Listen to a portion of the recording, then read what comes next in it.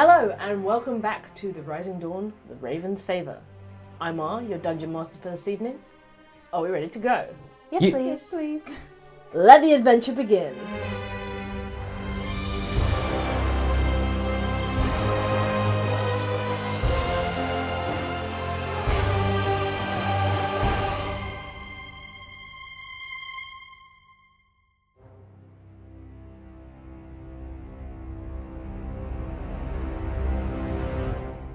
We catch up with the Dawnbringers after infiltrating a wild bacchanalia of Orcus worshippers in the town of Eminence to rescue the cleric Trinity from their clutches. Trinity was taken to the heart of a wicker maze and trapped inside an effigy of the Demon Lord as offerings to the vile Lord Bloodless and his spawn. Whilst the party made some ingenious efforts to rescue her, with the aid of Dr. John Black, Trinity was stolen away into the clutches of Tabitha, the Bloodless Queen. Pursuing Tabitha, Sariel walked into the vampire's nest to hear the queen out and was tempted with the offer of eternal life and the power to destroy her enemies. Trinity took up the offer and was turned. The party retreated with Dr. Black to his cabin, the Raven House, where they learned he was actually Bishop, himself a vampire and associate of Peter Fulgrim. They learned from him that Fulgrim was a 300-year-old paladin of the Raven Queen, sworn by oath to bring down the Children of Radiance, an oath now passed on to the Dawnbringers. Mercy, the little girl whose soul the party carried within the Soul Shard, used to be in the care of the Abbey, until a prophecy suggested she would play a role in their ruin, to which they killed her to prevent it from coming true. Fuckers. Awful. Talking through the night as they prepared to infiltrate the Abbey, the party reached the conclusion that Vanden should perhaps reach out to the Raven Queen in prayer, seeming to hold some connection to her. And we join them again now, as they return to the Abbey, having witnessed a public flogging in the town for a small discretion, and planning to find their way inside to the truth. Party. As you pass through the town towards the Abbey, you catch sight of a number of red smears across people's front doors. Many of these smears appear to be still wet, drips sliding down the wood and onto the doorsteps below. As you continue, you see one man with a bowl in hand, a rough brush in the other.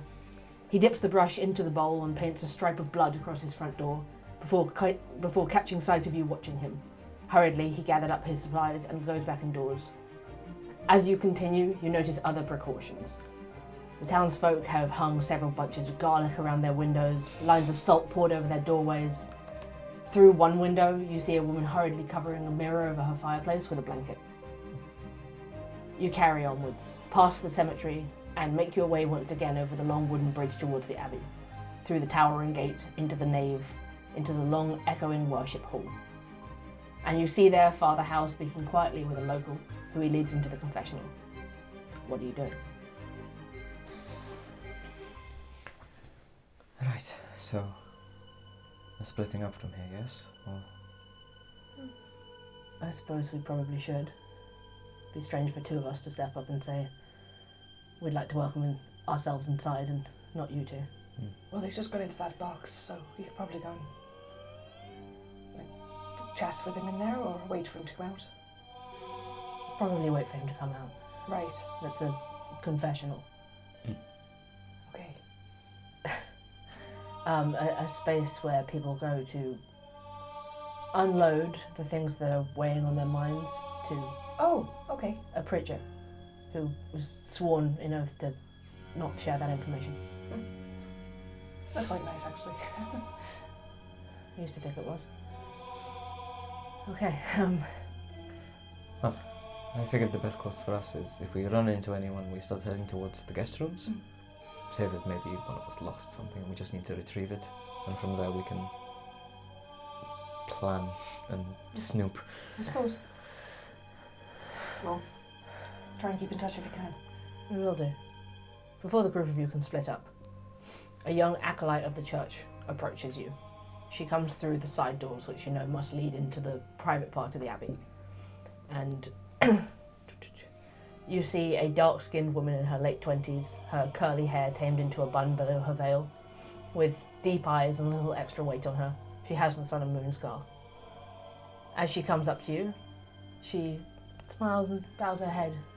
Good morning. Morning. May I offer you a drink to sanctify you against the darkest night? What is it? Just a liquid blessed by the Radiant Ones. Nothing more. And she sort of, as she says that, goes over towards the door, picks up a silver platter with a goblet on it, pours from a silver jug, and brings it over. What does it look like she's pouring? Is it like a water or a wine? A dark liquid, it could be a wine. Oh no! Vanden sort of side-eyes you, Sariel, and is like, absolutely. And she offers him the goblet, and he takes a sip. Sariel? Of course. Very reluctant. Just drink some of it. As you take a sip, you immediately feel a sense of calm wash over you.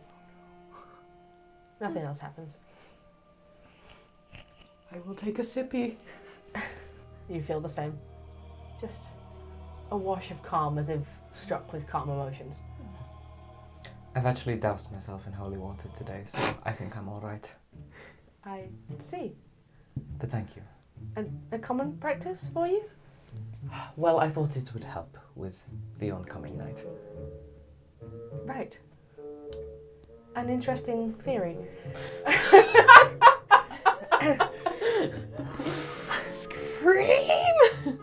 At this point, Vanden is like, we were actually, myself and my friend here, gesturing to Sariel, we were hoping to speak with Father Howe. He offered to us before that we might like to consider joining the clergy. And the young woman's eyes sort of widen in delight.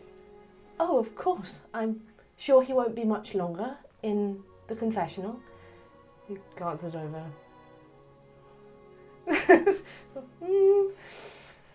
If you'd like to take a seat. Of course. And what can we do for you two? Oh, we need to go back to the room we stayed in, so we're just going to head that way. Right. Yes. I Well- left some of my belongings behind, so... Well, Father Howe said we could stay there as long as we needed to. Exactly. And she sort of gestures you back towards the front door where you could lead off to the side to the guest rooms. Thank you. So we'll scurry off. See you later. See you later. And sort of sits quite close to Sariel. She's very tense. She's very tense. Leans in. Are you okay with doing this? You don't have to. Let's see what they have in store for us, I suppose. Remember, it's all fake. Is it? I'm sure we're going to be able to walk away from this. You might not worship Pella or Cyanine on the regular, but I do. And I don't know what that will mean for her, as far as I'm concerned. I'm sure Cyanine knows exactly how devout you are and has trust in you. You're not falling into this. And besides, as much as we sort of really lowers his voice now, as much as we can see that there are things wrong with this place, they clearly haven't angered the gods. We don't know that.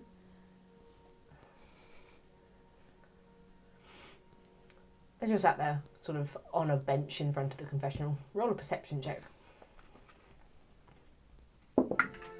12? 12. Okay. You hear a little bit of what's being said inside the confessional. Oh no. Um, From the sounds of it, the voices are quite low, but you can still make out some of the words. It sounds like Father Howe is talking to the local teacher, and the teacher has a long-standing rivalry with the baker. Oh, tea! The teacher confesses Teacher. that recently he put sawdust in the baker's latest delivery of flour. This was in retaliation for the baker dissolving all of his chalk stubs in water. Drama in this place. Howe tries to keep his voice low, but both of you can tell as you sit there listening that he seems weary with yet another confession like this. He offers his advice on how they should try to refrain from revenge, and if the baker wants to take revenge, that's his sin, but the teacher should do his best to refrain for his own holiness. I hate people using confessionals to just be like, I did a bad thing anyway. Anyway, I'm gonna go do it again. There doesn't seem to be any clear reason for the rivalry, but They just hate each other. Baker! but eventually, after about 10 minutes, the doors to the confessional 10 open minutes? up again. And Father Howe steps out looking even more weary than you've seen him looking so far. The teacher comes out and sort of grasps his hand and is like, "Thank you, Father Howe." And he's like, "Indeed, please heed my advice in future."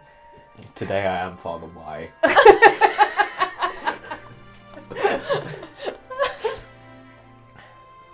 From that, he looks over and sees the two of us sat there and comes straight over in our direction.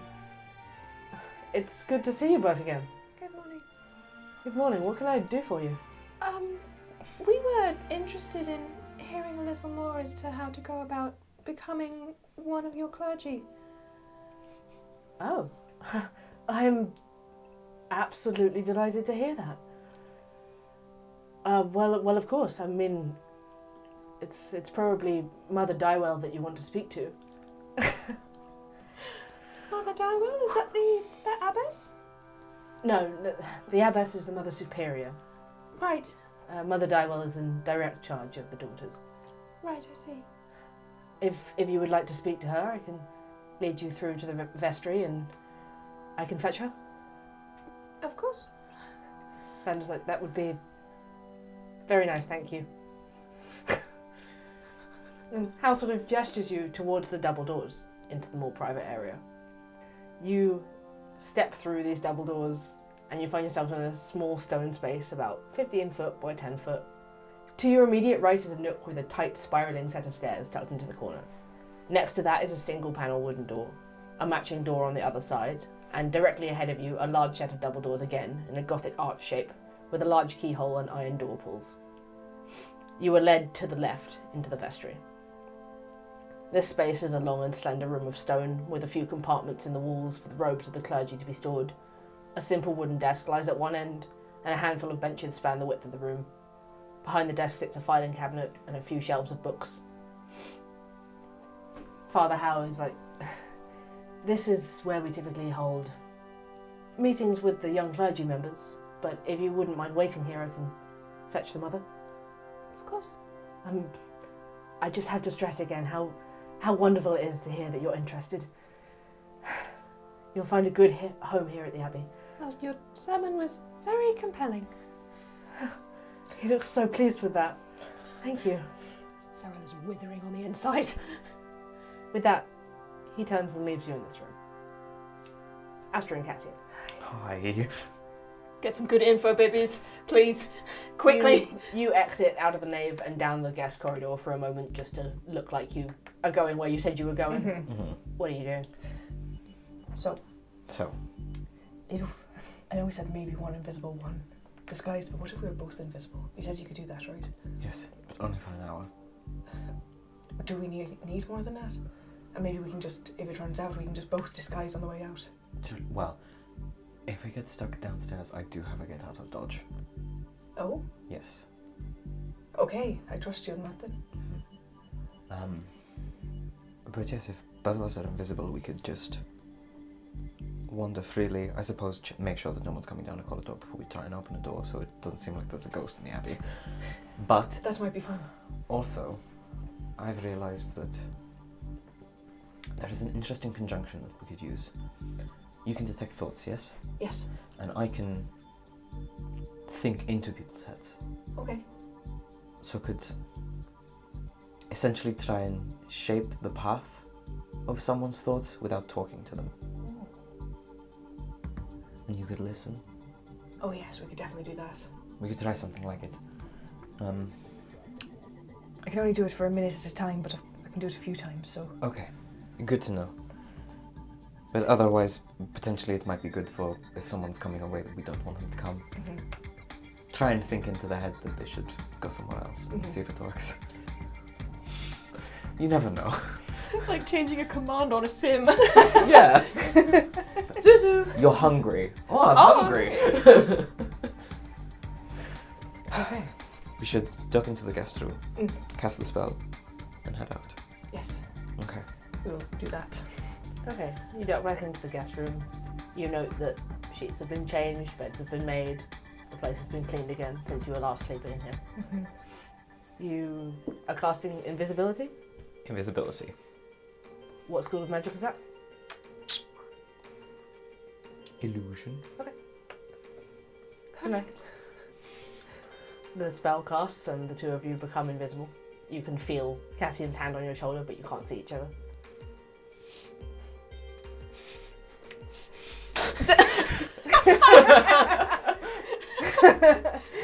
We'll take each other's hand. Okay. Woosp. Well, I can cast a spell so I can see you. But then I can't see you. No, but I'd be able to stay close. Alright. I will then cast. If you cast the spell, do you lose the invisibility? Oh. You may well do, because casting any other spell typically makes invisibility drop. It's when you cast a spell. Whoops. We can't do any spells now. But Yes. just, I'll hold your hand with my tail, Oh, so we can have a little bit more space. Sure. He wraps his tail around your hand. Weird. Right, lead the way. I suppose we're trying to go down? Down? To find bones? Where are we looking for these bones? We need to go into the private parts of the abbey. Okay. So I just assumed there would be like a catacombs. We'll probably have to like go through the door that they went into, Mm-hmm. and then start Okay. worming our way That through. is the only door you've seen to the private part of the abbey Okay. so far. Okay. Back we go! Make our way out and Okay, this, I will say, that was not 10 minutes. So as you pass back into the worship hall, you still see Vanden and Sariel, completely unaware of your presence, just sat there by the confessional listening in. Okay. But you can sort of pass through to the double doors. For luck. Sneak around very gently. Okay. There's no one in here besides Sariel and Vanden for now, so you grab hold of the iron pulls on these first doors and pull them open. mm-hmm. We become aware of this back when we're sat on the benches. We slip through and then close the doors. I'm assuming that's them. I hope it's them. Very weird otherwise. One of you receives in your head, don't say a word. And you slip through as well into this small stone corridor with the staircase up, single panel wooden door on each side, and more double doors ahead of you. Which way? I guess Left's been good for us. I'm not basing it on what's been good for us. If we go further, I know that there wouldn't be signage or stuff, but I guess having a sort of peek into corridors and whatnot. Okay. So are you opening doors to peek through? Do they have keyholes? Yes. So they probably all have those big iron plate keyholes. We'll look through keyholes first to make sure there's no one inside. Mm-hmm. Okay. Make a perception check. If you take a keyhole each on these first two small doors. Bramble is also taking a keyhole. Bramble is with me, invisible. Okay. He can look through the ones at the end. Nice. 14 for me. I rolled a 5. Okay. 14. Astra, you peer through the left keyhole and you see the vestry as just described, with the long benches, a desk, a filing cabinet, and the sort of rails of clerical robes. There's clerical robes in there if we need them. So a disguise would live up to touch. Mm-hmm. We could put them in the bag for now, We could put them in the bag for now. or we could just put them on and they'd immediately turn invisible. You can't see Astra's face, but Astra's face is like, oh. Yes? Yes. And there's no sound of anything of anyone in there. Cassian, through your side, you saw just a little bit of... It's like the door is in the corner here and you can't see much of the room looking through the keyhole. But you do see a slightly cozier looking room. You can see the corner of a plush rug. Apart from that, there's a couple of bookcases you can catch sight of and you can't see anything else. Just a fancy nook in there. I think we shouldn't waste time going in this room then with the cleric robes. We don't need them. Let's just press on to more private chambers. And is Bramble looking through the big keyhole through the double doors? That's a nat 20 for Ooh. Bramble. Nice. Bramble sees all. Okay. So Bramble is a 23. 23. Bramble peers through the keyhole of the big doors at the end and relays back to you that he sees the cloister.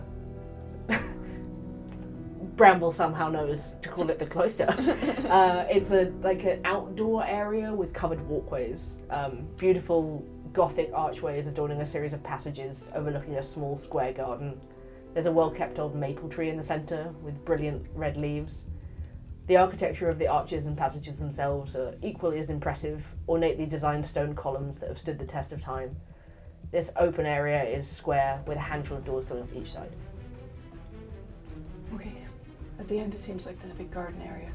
For some reason Bramble called it a cloister, but I don't know what that means. So. Bramble's been to church before. Apparently so. The Fae Church. So that leads to more passageways. Then we should go through there. Okay. Bramble will mage hand the door slightly open for us before we get there. Opens a little bit. Okay. You wait. Are you moving through? Yeah. Maybe a stealth check. It's at advantage because you're invisible. Nice. 17. Dirty 20. Okay. You slip through. You do see, because this is now like a square courtyard with these covered walkways and a garden in the middle. You do see down the far end a couple of women in white robes walking around it, but they're far enough away that they didn't spot through all of the archways that the door opened down here. And you can just slip right through. And just in time, because as you very gently push the door closed again behind you, the other set of double doors opens as Father Howe leads Vanden and Sariel into the room. This is very, like Monty Python right here, isn't it? Okay. Split Sariel. screen. Yeah. Sariel, you and Vanden are left alone in the vestry. Is there anything you're doing or talking about? She'll stand up and sort of, you said there's bookshelves and things? Just take a glance at the titles on the spines and see what kind of thing that they have in here. Okay, you can see a book called Confessions, a chronicle of sins as taken anonymously. You can see a book of sheet music for the organ. And then you see a series of books called Songs of Radiance. Oh no. Seems to be volumes 1 through 32. Oh no! Oh God! And sitting on the desk is a larger tome called Rules for the Daughters. I'll have a very brief sort of flick through that, like making sure to keep an eye on the door and not look as though I've just been snooping. Okay. Flicking through it, you see such rules as meat and fish is only to be taken on holy days and only if offered by the town. Otherwise, their diet must be bread, rice, and anything they've grown themselves in the gardens. Robes must be worn through the day, only to be removed in the presence of other daughters to rest. There are no rules for what they can wear under their robes or while resting. Temptation must be resisted in all instances. If any urge grows too strong, splashing ice water on oneself should suffice. Cornflakes. If not, consider a day in isolated worship. That would definitely turn me off. And other slightly strange rules like the blood of the children must never be spilled. Says the child murderers. Says also the leader of a group of women. Yep. What happens then? Happens then. What happens then? Who's gonna know? Okay. So anything else you're looking for? Vanden sort of wanders around the room, like leafing through the robes hanging up.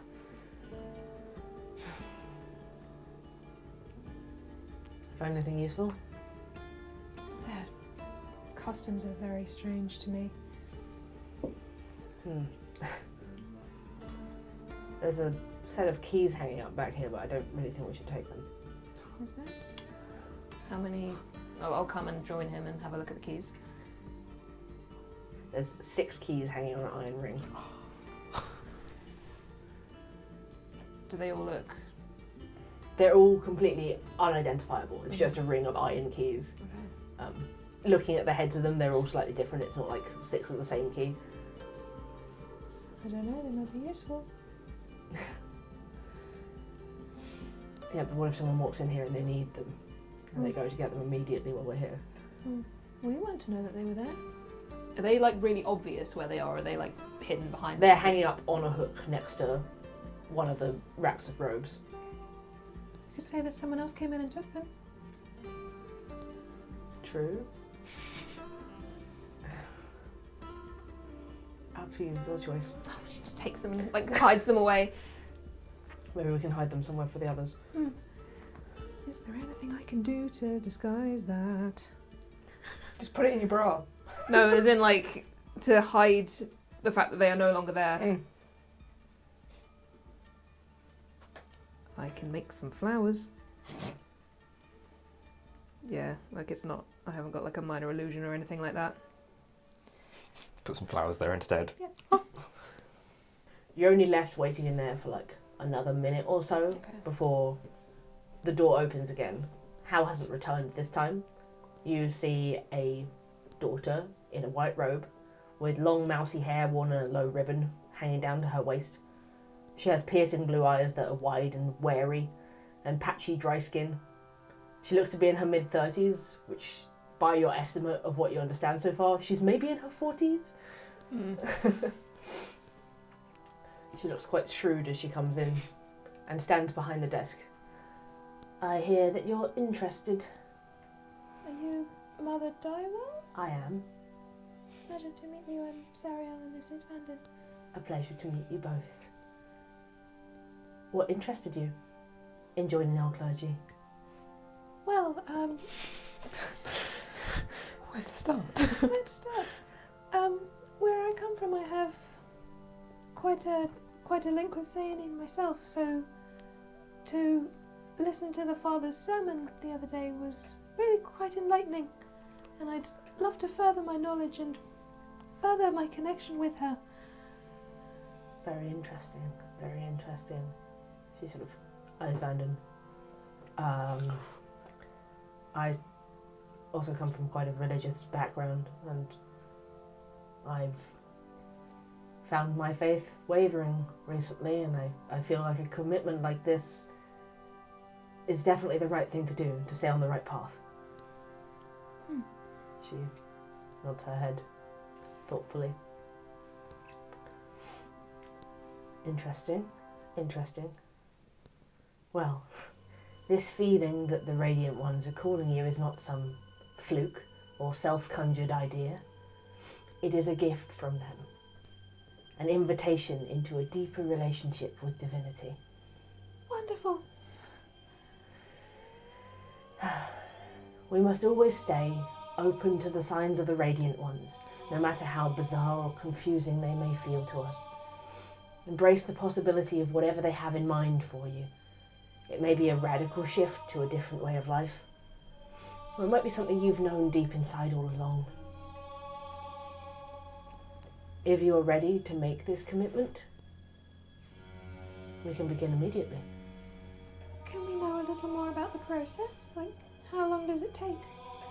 Well, you'll start your time here as novitiates, a novitiate son and daughter.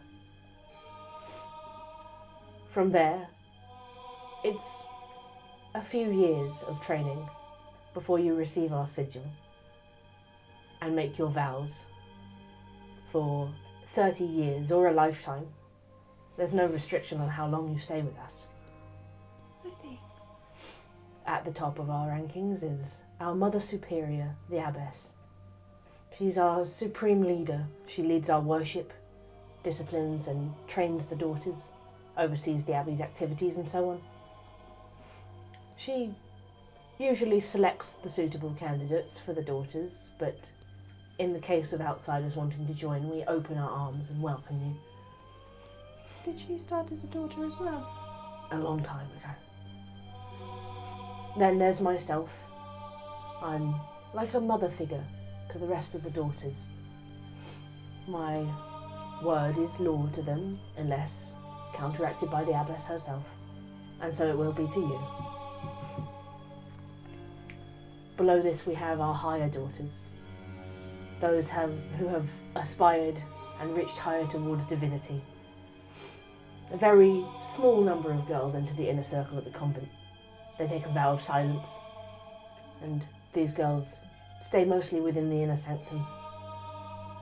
Is there any way to identify them at all? I wouldn't want to be disrespectful at all to anyone. You'll know them by the veils over their faces, like brides. I see. And then we have Father Howe, the only man with any power within the building.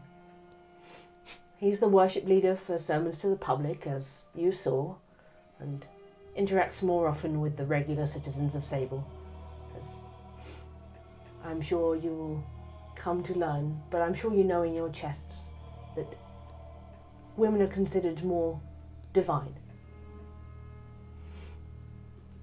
What of the men who join you then? Well, The sons of the Radiant Ones? of course, she looks at Vanden, and there's like a coldness in her eyes simply for the fact that he is a man.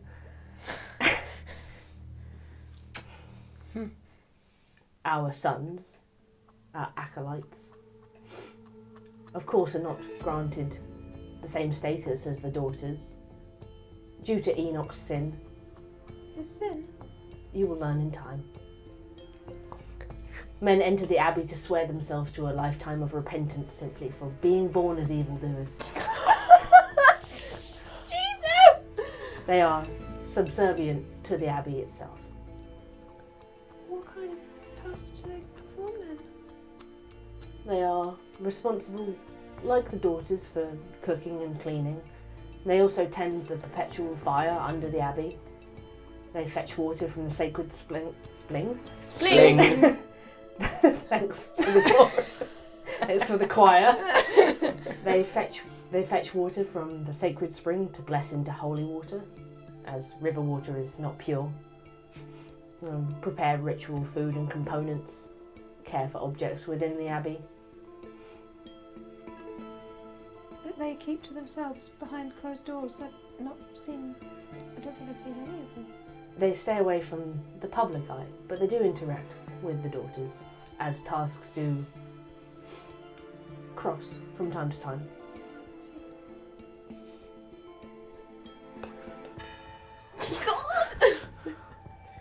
Your time here in the Abbey will, of course, involve prayer and education, both in the arcane arts and education amongst yourselves, which some of the daughters then take down into the town to bestow upon the townspeople. Work often includes making things to sell in the town, quilting and knitting, music, cooking, the money for which of course goes directly to the Abbey. I see. None of it goes to the townspeople for selling them on our behalf. Of course they take some, but the daughters ourselves, we must not earn money, as part of our vows. 4 vows are taken when entering our clergy. A vow of monogamy. You will remain unwed and consider yourself betrothed to Pelor and Seine. That's not monogamous, that's 3 of you. A vow of chastity. No physical relations to be had with others. A vow of obedience. To always be obedient to the Mother Superior and follow the rules of the convent. And a vow of poverty. To live in poverty and not earn money for ourselves, no matter what we may make in service of the Abbey. And these vows are taken immediately, or These oaths are sworn at the end of the novitiate training. But they're expected to be followed until then.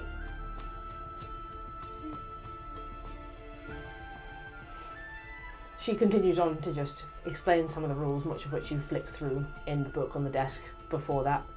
And when she comes to the end of it, she seems sort of expectant that she's waiting on you to say that this is all very good and you would like to proceed.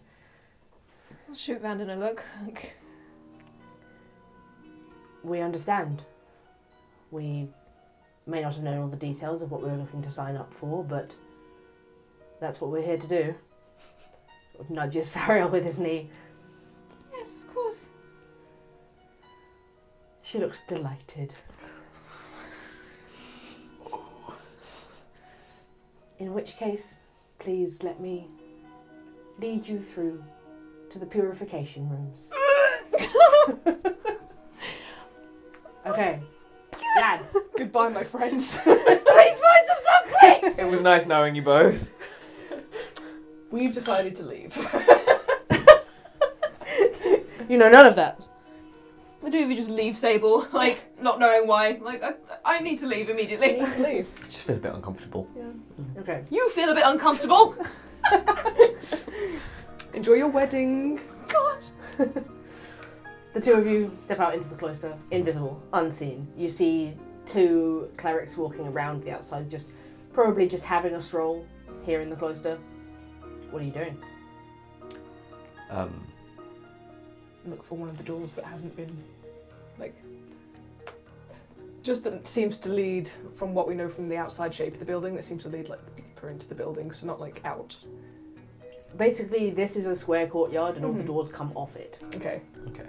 So, really, we're just sort of briefly peeking in keyholes again. Yeah. Okay. Bramble 2, just off he goes. Yeah. Bramble's our little canary in the coal mine if people are getting weird. It's true. Okay. There is two doors close together, immediately to your left. These two do not have keyholes. On the other sort of straight of the cloister, you see three doors, and those are the ones immediately close to you. Those ones have small keyholes. So, one each. Mm-hmm. We'll go gander through the keyholes. Mm-hmm. Come on, lads. Ooh. Astra got 18 and Bramble got 14. 6. Good looking. He is! Okay. Astra, you peer through a keyhole and you find a room much longer than it is wide, with a number of simple cot beds offering a little comfort. They're lined up against the walls. Each has a basic table and a storage chest next to it. At the far end, you see some high up wrought windows with shining natural light through them, which seems to allow privacy into this room while still giving them some sunlight. And looking to the side, you see that, and Bramble can confirm it to you, the next door along and the door inside lead into a small bathroom. Okay. Cassian, you peer through and you think you see something that looks like a dining hall. Mm-hmm. But then Table's in it. someone in a robe passes right by the keyhole and stops and sort of blocks your view. God damn it! Just sort of, I guess, taking a step back to bump into Astra to move away from where I've just seen a person. I just saw a person. Bedroom's this way. It's in a hushed whisper. Yeah. It seems like these might be closer to quarters, so we want to go in a different direction. Mm-hmm. So the door's on the other side. Or even find some stairs. Mm-hmm. Up or down could be. You did see stairs back through where you came. What way? Up or down? Up. Am I correct in thinking, or did I just completely imagine this myself? The prophet is below the abbey? They said in the inner sanctum. They didn't. Okay. They didn't direct you to anywhere that was. I guess I just kept imagining that was down. I did too. That's my own weird thing. So, really we want to go deeper in a different direction. Mm-hmm. Agreed. So there's the doors on the other side, and there's these ones that don't have keyholes to look through. Let's try the doors on the other side first. Right. We'll walk across the, so not around the outside, so we don't bump into anybody. Across the garden. Yeah. Okay. So you're moving across onto the lawn to avoid running into anybody? Yes. And were you going to the ones without keyholes, or are you looking for more doors? We were looking for more doors, but if there aren't any, we'll go to the There's one without tons. keyholes. So you've looked at 3 on the wall Yeah. coming out from where you emerged. I guess essentially we're giving a quick glance into keyholes just to see if they're more like bedrooms or stuff like that, and if they are, we'll just move on quickly. Okay, you can see 1, 2, 3, 4, 5, 6, 7. 7 more doors plus the 2 without keyholes. Bonk!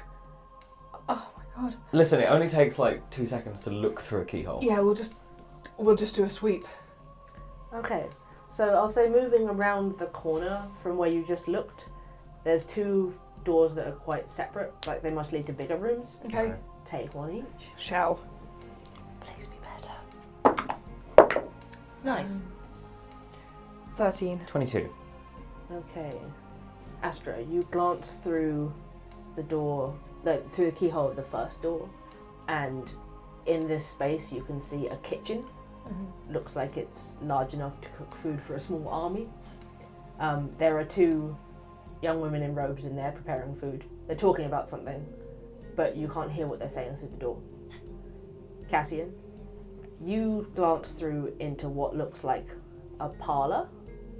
A small room with simple but comfortable furniture, recliners and cushions and armchairs, a coffee table and a small chest table. You can see some bookshelves. Some of the chests are open, and there are a few more women in robes in here who look to be working on things, and they're also talking.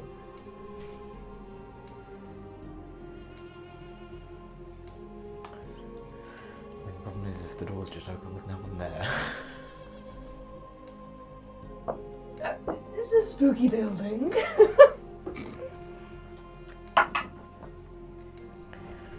If I press my ear to the keyhole. Make a perception check. Oh, it's a crit. Nice. It's a 24. Okay, you sort of get as close as you can, like moving between looking and listening through the keyhole. And you hear the conversation between these 2 young women in robes working inside. So glancing through, you can see that they're preparing food for what looks like more than 1 meal. One flicks a piece of sliced carrot at the other. The other dodges it and giggles. Don't mess around, Virtue. You know some of the sons are due in here any minute now. I'm simply tossing out the bits I don't want. She flicks another. This one nearly hits the other girl, who giggles again. Oh really, is that all? Despite what they're saying, the exchange seems a little charged. Oh! The other girl flicks a piece of pepper, making eyes at Virtue. This exchange goes back and forth until a piece of tomato lands on Virtue's robe, staining it slightly. Oh no. Verity, you idiot! I'm gonna have to go and find one of the sons to launder this immediately, or it's gonna stain! Hells! I guess you have to finish this all yourself. She flicks the tomato off onto the counter and suddenly turns towards the doors where you are. Scoot out the way. Cassian, are you listening at the other door? I will try to listen.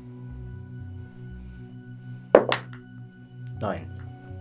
9. Okay. I You hear catch a little some bit words. of it. So, looking through, sort of staring through now, you can see a handful of the clerics sitting around in the armchairs on the recliners, working on a variety of crafts. One is sewing the same kind of black clothing worn in the town. Another is knitting. One might be embroidering. They're chatting idly amongst themselves, and you hear little snippets of worry about concern about the darkest night. You hear one saying something, perhaps worried about the animals going crazy and people birthing monsters. Another seems to dismiss it. And another, who you realise now is the one who offered you the goblet in the church, butts in with, "Be wary in all things. Evil lurks around every corner waiting to tempt us and hurt us." The others just fall silent and look over her. Anyway, they turn back to each other and they continue onwards. One suggests you hear that they just want to stay in the Abbey that night. Whether or not that's what they're supposed to be doing, you can't be sure. Mm. The conversation topic moves on to talk about their work. The one who was sort of ousted, looking over at them from time to time, frowning to herself. Okay, just move on to the next door that I'm supposed to look Yeah, through. as you're peering through these ones, the doors to where Astra was just peeking through, and obviously you can't see Astra. Mm-hmm. You've had to separate for this. These doors just open, and this girl, Virtue, comes out just like wiping off this tiny tomato stain on her white robe. She strolls frustratedly back towards the doors that you first came through, towards the main church. I press myself against the wall and I'm just scuttling towards where Cassian is. Okay, make a perception check to find each other. Oh god. 19. 10. Cool. Cassian, you've got no idea. You're sort of grabbing at the air in front of you, waiting to feel Astra or maybe Bramble. And then Astra just slides into you sideways. This still doesn't seem like the right area. I think maybe we need to go through those big doors. Sure. But I now know pretty clearly what one of them looks like. Have you seen any that you could remember? Yes, definitely. Just for further in. Sure. It might be better to be someone. Yes, we could do that.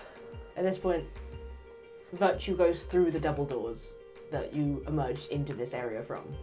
And not 30 seconds later, Vanden and Sariel come into the area, following Mother Dywell, and they turn towards the two doors without keyholes. We will come and Follow. And Okay. just on the way there, just message to Sariel, just, Cassie and I are just behind you. It pops into your head as you follow Mother Dywell towards these doors. She just looks around. Hand on Sariel's shoulder. One hand on Sariel's shoulder, one hand in Cassian's. God.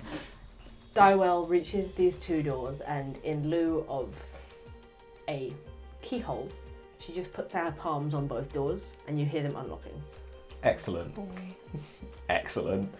She pushes the right one open and gestures Sariel inside, and pushes the left one open and gestures Vanden inside. She turns to Vanden and says, "You'll have to wait here.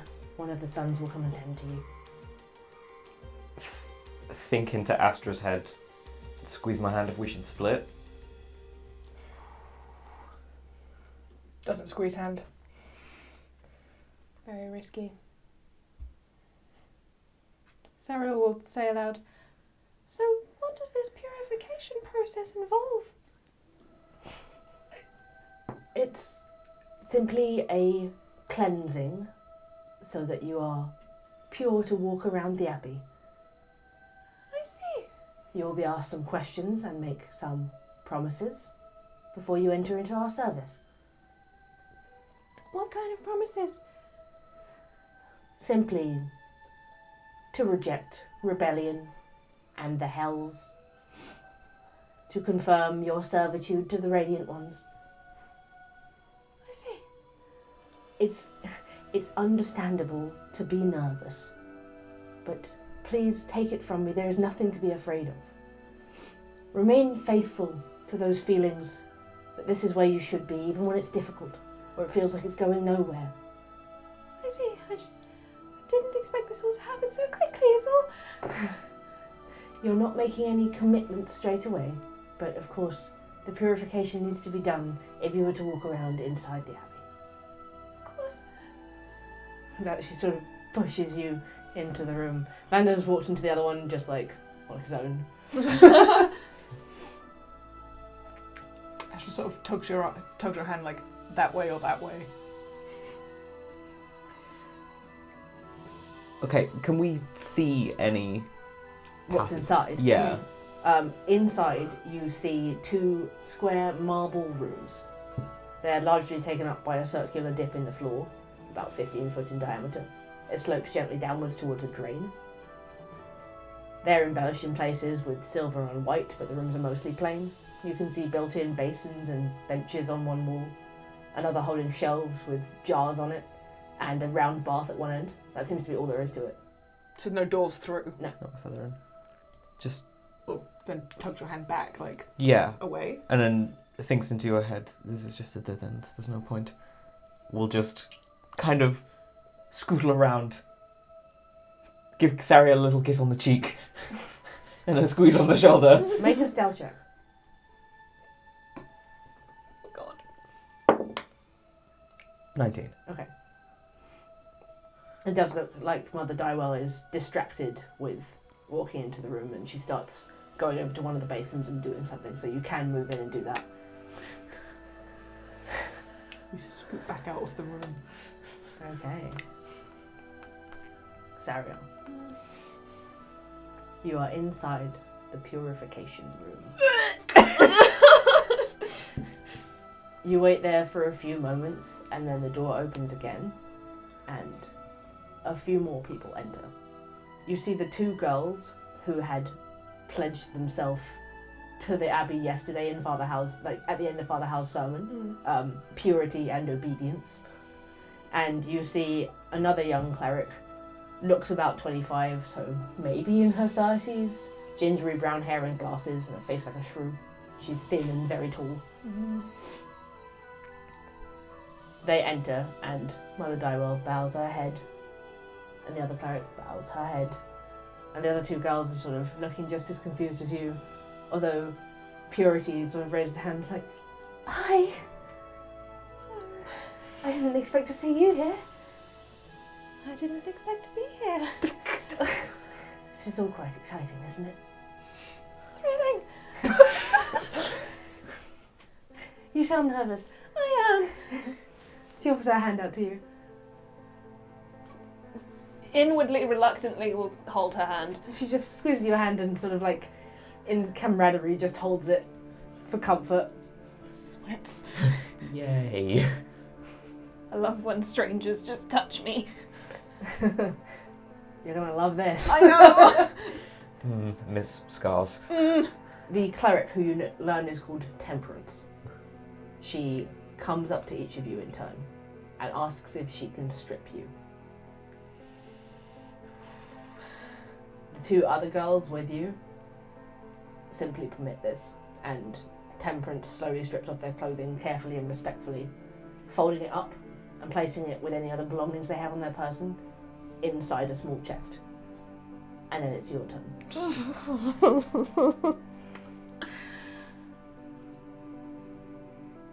you mind if I do it? Of course. Oh, fuck. Very slowly, very uncomfortable, just like not catching anyone else's eyes, just like averting her eyes down and like tears pricking at her eyes a bit. Just slowly undress. You see they all look you over, but there is a respectful silence from everybody. She takes your belongings and folds them and puts them in a chest as well. These can be accessed from the cloister storage at any time, but must not be carried around the Abbey. Only if you exit. Goodbye to all of my weapons and all of my stuff. She leads the three of you over to the round bath, which the mother has now filled with steaming hot water that smells of herbs, using various herbs and oils that are in jars on the shelves. In turn, each of the girls is asked to step into the water. You are the last in the line. They're asked 2 questions. Do you renounce deceit and evil and repent of your sins? Do you reject the hells and all rebellion against divinity? At which point, when the answer is yes, a hand is laid on their heads. The Radiant Ones have called to you and wish to welcome you into their embrace. Confirm, O Radiant Ones, your servants by the grace of your divinity. And the 2 girls ahead of you in turn are pushed under the water for just a moment before they're raised up again. She watches the first one do it, Mm-hmm. just to see what's involved. And as the second one's getting cleansed, thinks only of Sayanine. Like, give me strength, please. Get me through this. I need you now more than I've ever needed you.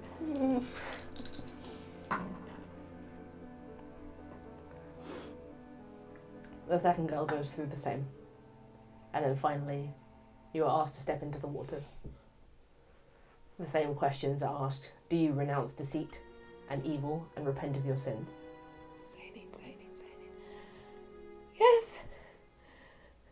Do you reject the hells and all rebellion against divinity? Yes.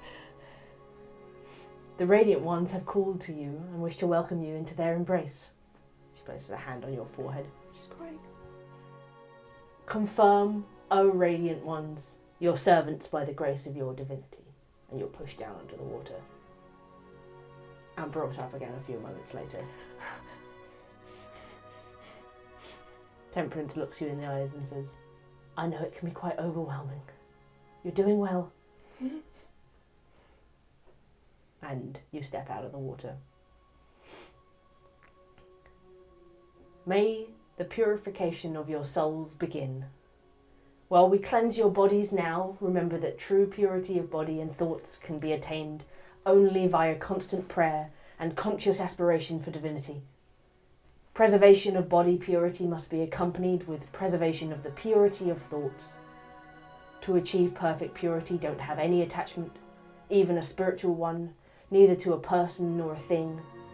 Love everyone with perfect detachment. Love like you love yourself, but have no partiality.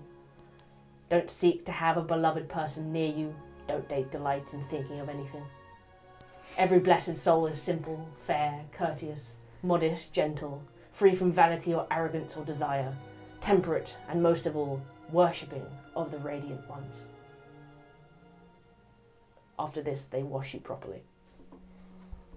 You have to stand there as you're thoroughly washed with large silver jugs of water, which have seemingly no water source, with soaps and soft cloths. Mother Dywell stands down the far end of the room, reciting from a book of scripture. Your bodies are anointed with oils and scents as fine as any you've ever smelt. Your hair is dried in the most modest style the assistants can achieve, with your longer hair tied loosely in a ribbon to keep it out of the way. Sariel, you are given a fine white robe embellished with gold. Golden jewellery cuffs are placed around your upper arms and wrists, and a long blue veil is placed over the back of your head, secured in place with a headband like a golden sunburst. And then painted on your forehead with gold paint is the sun and moon sigil. The Night Mother and the Morning Lord welcome you, daughter. May you find immortal peace in their embrace. After the purification, you are passed the second robe of white and 4 books. The books are titled A Life in Service as the Children of Radiance, Parts 1 to 4. Here are our sacred texts, Children of Radiance. Read them when you can, frequently and especially in hard times, and the Radiant Ones will comfort you. Everything is favourable for the one who loves our gods. It is good to be with our gods and tedious without them when everything is evil to us. The 3 of you are led out of the Purification Room and across the way to the dormitory. You're led inside there, and you're told that you can relax in here and settle in, and you're assigned a bed. You don't see Vanden again. He's got wings. Feathers are constantly sticking out of his skin. Astra and Cassian. You can see 2 more single doors that you haven't looked through, 3 double doors, and now looking around the cloister, you can see like a sort of half wall that sticks up at the back. Looks like there might be something behind it. Okay. Jesus, so many places to look. Go check out the half wall first, just because that's weird. Okay. It's just weird. It's just weird weird. wall. Might be secret. As you move down, sort of around the square towards the half wall, You see one of the large double doors open and a couple more robed figures walk out. They don't see you, obviously. Is there any indication of what's in that room? Just peeking. Glancing down, you see a long corridor. Okay. I'm going to send Bramble scooting down that corridor Okay. to have a look for me. Bramble just disappears down there. These two robed figures are talking to each other as they walk around. They look like they may be heading up towards the kitchens. One of them says, "Are you ready for tonight?" The second figure, you note, has no sigil on her forehead. She must be newer. The sacrament, right? I don't really know what to expect. Consider it our most devout of practices, full worship with every ounce of ourselves. And if you're chosen tonight, then enjoy it. A whole night of divinity yours for the taking. The newer acolyte looks tentatively excited and a bit nervous. I really hope that I am. That's up to the prophet to decide. And they just walk on past you. You move up to the half wall and you find glancing behind it is a communal washing area, much like the basic washing areas you find in a tavern, but if slightly larger, and surprisingly outside, simply hidden behind a wall. Well, This area hosts a number of wash basins and a larger area with what seems to be some sort of drainage system for showering. There's a slightly dank smell from all of the moisture in the air, but it's balanced out by the fragrance of simple soaps used for bathing. nope. Back to the double doors. The ones that Bramble went down? What does Bramble see first? Bramble sees down the end of here 2 more doors, one solid with a keyhole, one with a glass window. Glancing in through that one looks like it's an infirmary. Okay. And through the keyhole of the other one? It looks like a practice hall. Okay. You see some mannequins, some wooden staffs, Oh, okay. that sort of thing. Okay. It's not in use yet. So if we peek through the other 2 sets of double doors, Mm-hmm. see if there's anything we can notice. Okay. The one on the left. Make me a perception check. 18. You peer down this one and you see a long straight corridor leading to another set of double doors which is guarded by 2 daughters in veils. On the left you see a staircase down. Ooh, down. Okay, and I'll peek through the other one. 11. Okay. You Bad perception checks. peer through this next one. It's another sort of straight outdoor passage. Mhm. You do see a room on your right hand side, you see a door on your right hand side, and then it looks like it turns a corner. It's outdoors. Okay, so not of use. We'll do a whispered message to Cassian, like, there's 2 people down there with veils on, and also some stairs going down. Down sounds ideal. Right.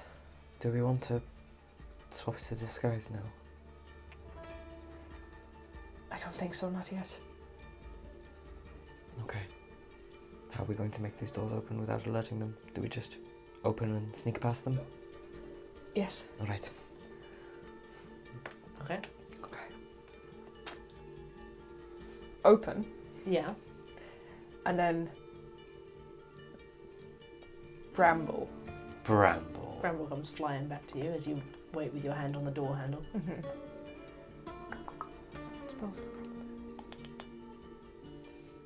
How is Bramble gonna fuck with these people? Okay. Do we have a minor removal? And also mage lights, dancing lights. To make a little man. To make a little man. Hello. Hello, but he's 3 foot tall. Halfling I hello. flew up.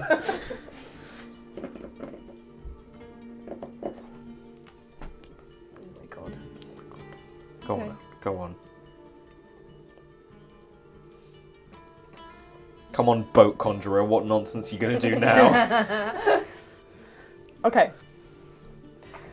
Mentally communicating with Bramble, Mhm. Astra is going to open the door. As at the same time, Bramble makes the dancing lights take the form of a little man, who peeks his head in and waves at the 2 girls at the end, Okay. and then giggles. You formulate this plan in your mind. You're like, Bramble, this is exactly what we're going to do. As soon as I open the door, you make the little man, you lean in. You go to open the door, it's locked. Just knock.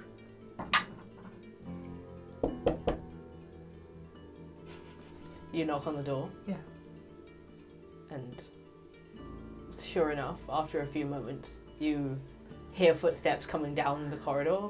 Like, slowly and tentatively. You hear the click of something unlocking on the other side, and it opens. Little And- man. The little man is conjured. He beckons. I'm gonna put my foot on the door where it's open, Mm-hmm. so it can't close again. This veiled cleric steps out into the cloister and looks around, really confused. Try and sneak in Try while and the door's sneak open. in. Make a stealth check. Advantage for being invisible? Yep. Come on, guys. Nice! 22. 19. Nice. You just slip through the door and you're inside. Bramble's little man's now doing a jig. Of course he is. You see that you can't see the face of this woman, obviously, because her face is covered in a veil, but she's just watching this. She starts sort of waving her hand through it to try and dismiss it. You are inside the next corridor. There is stairs about 20 foot on your left that go down, and then about another 20 foot ahead of that, there's the other veiled woman and another set of double doors. As you move a little closer, you feel the presence of something arcane in the area. What kind of arcane? Make an Arcana check. 14. 17. You recognise this sensation as you approach very slowly. Cassian, you remember this sensation from the Temple of Cord in Lakeside. Just immediately, telepathically into Astra's head. Anti-magic. We can't go through. It seems to be ahead of you, So ahead it's of in the the stairs. door, Like somewhere between the stairs and the door. so we can get to the stairs. We can get just down. We'll go down the stairs. Okay. We can wear masks now. We can veil them. We could have helpful. You make your way down the set of stairs. There's another set of double wooden doors at the bottom. Is there arcane aura around here? And we're going through them. We'll Okay. try the doors. The doors are unlocked. Poke our way through. You push them open into a dark corridor with a stone archway to one side, and coming through it like a spilling of flickering light.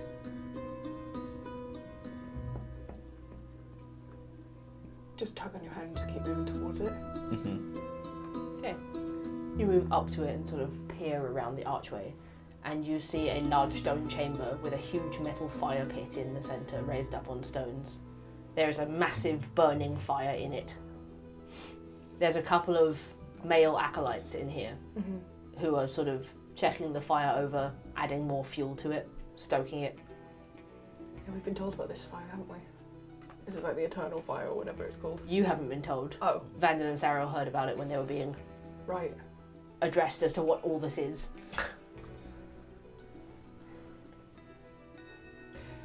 Whispered into his hand so that it goes message to do you just think it would really like distract everyone if we put it out?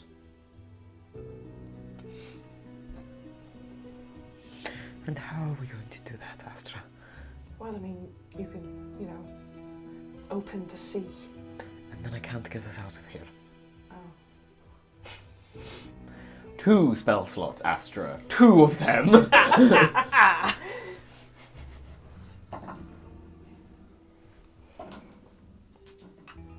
As you're talking, even at a hushed whisper, this echoey chamber carries sound strangely, and you see one of the male acolytes look over towards the archway. He starts sort of coming in your direction curiously. Shuffle to the other side. He looks up the stairs, the other way down the corridor, sort of shrugs. Bless you. You hear from inside the room. What is it, Brother Mark? That's enough, Brother Mahal. Nothing. Just tug and start carrying on down the corridor then. Okay. You head further down this corridor quietly, and you see just one more door. It has a large arcane puzzle lock. I love arcane puzzle locks. For now, it looks like several pieces are missing.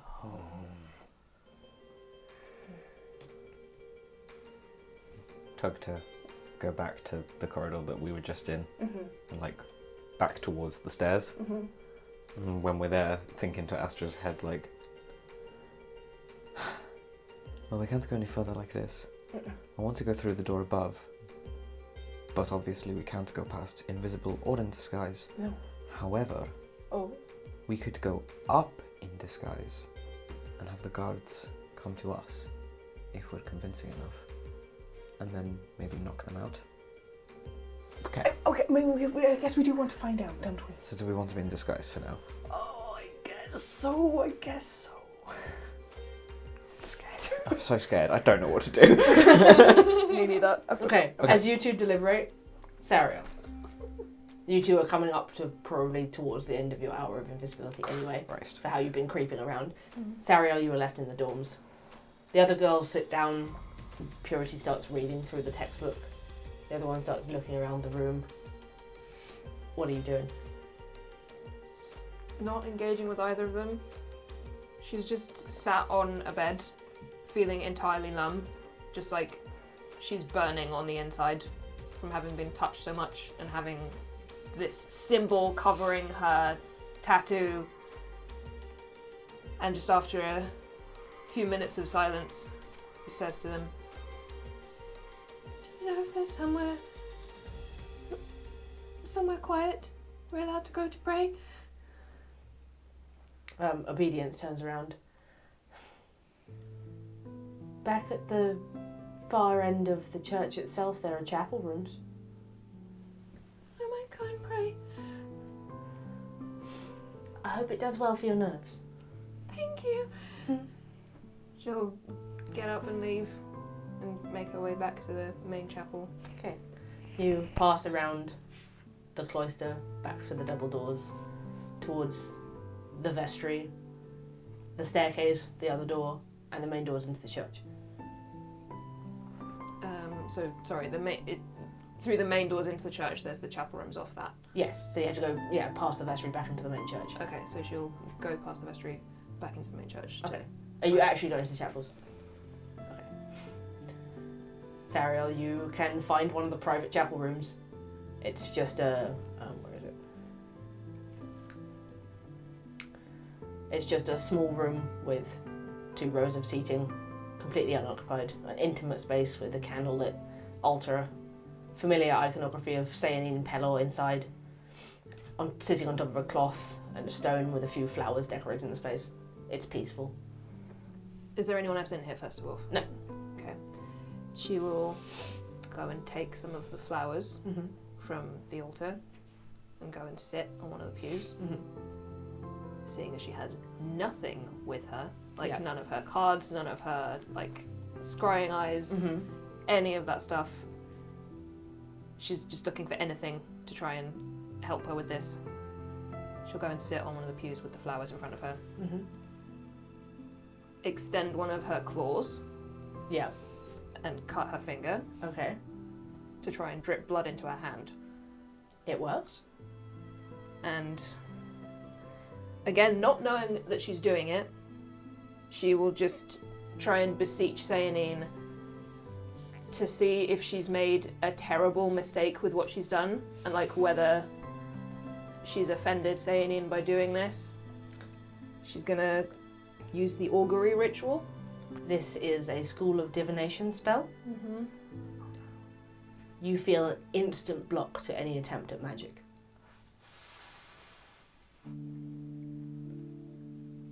She'll just sit with the blood in her hand then.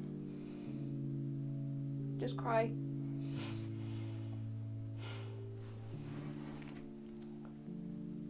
Astra and Cassian. Cassian's going to disguise self as one of the guys that we've just seen, because it makes sense for them to come up. He's now again visible. Sure, get their attention. I can make them go to sleep. 1 second. And then he's going to pull out his book, which you all know just looks like a normal book to you now. It's not wet anymore. Oh, it's dry. You tried it. It just looks like a regular old book. And he'll flick through, and because the only person he can contact is Vanden now, just... Are you alright? Are you with Sariel? Should we meet up soon?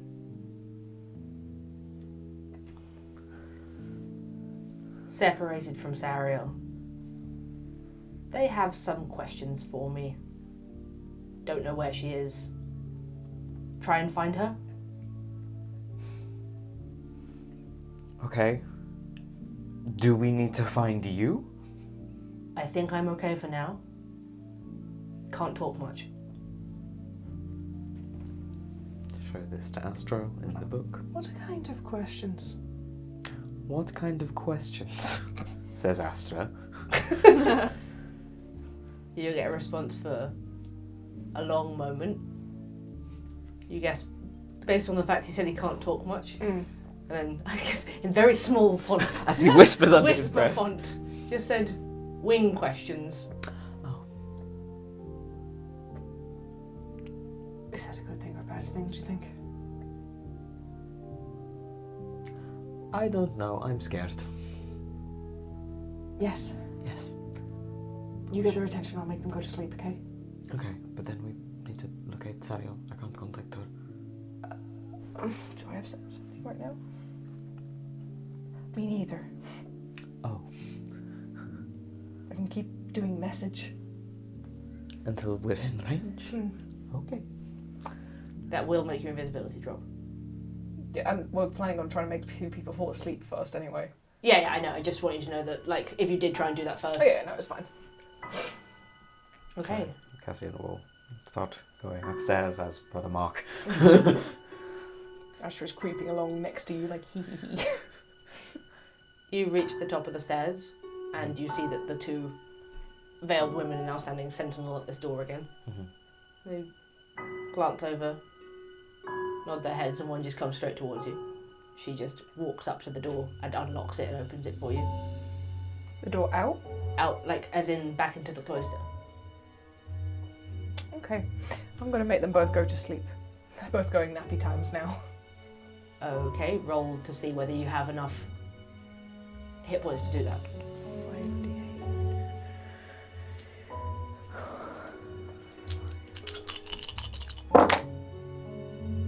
28.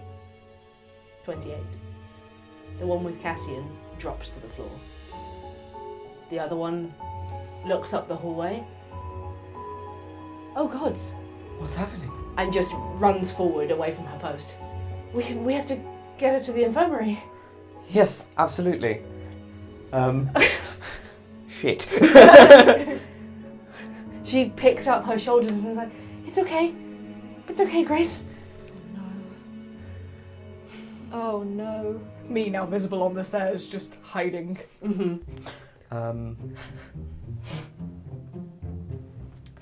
They're just people, right? You assume so? You don't know. They're just figures wearing veils. They look human, like humanoid. I don't have anything I can do. I'm just going to help her.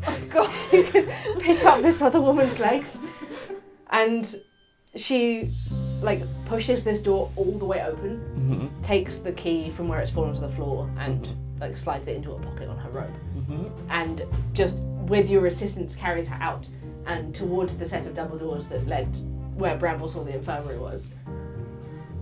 I'm just gonna turn into Grace. Oh no, I'm not yet. Now this corridor's empty, I'm gonna go look through the door with the arcane spell on it.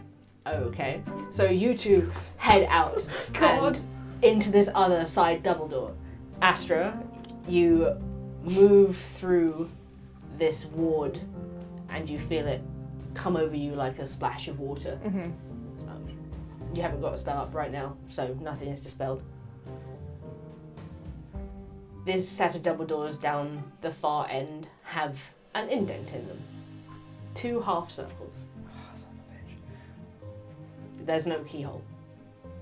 And if I push on it, nothing happens. They're definitely locked. Not even locked like you can budge them slightly, they are just solid like a wall. Okay, good to know, good to know.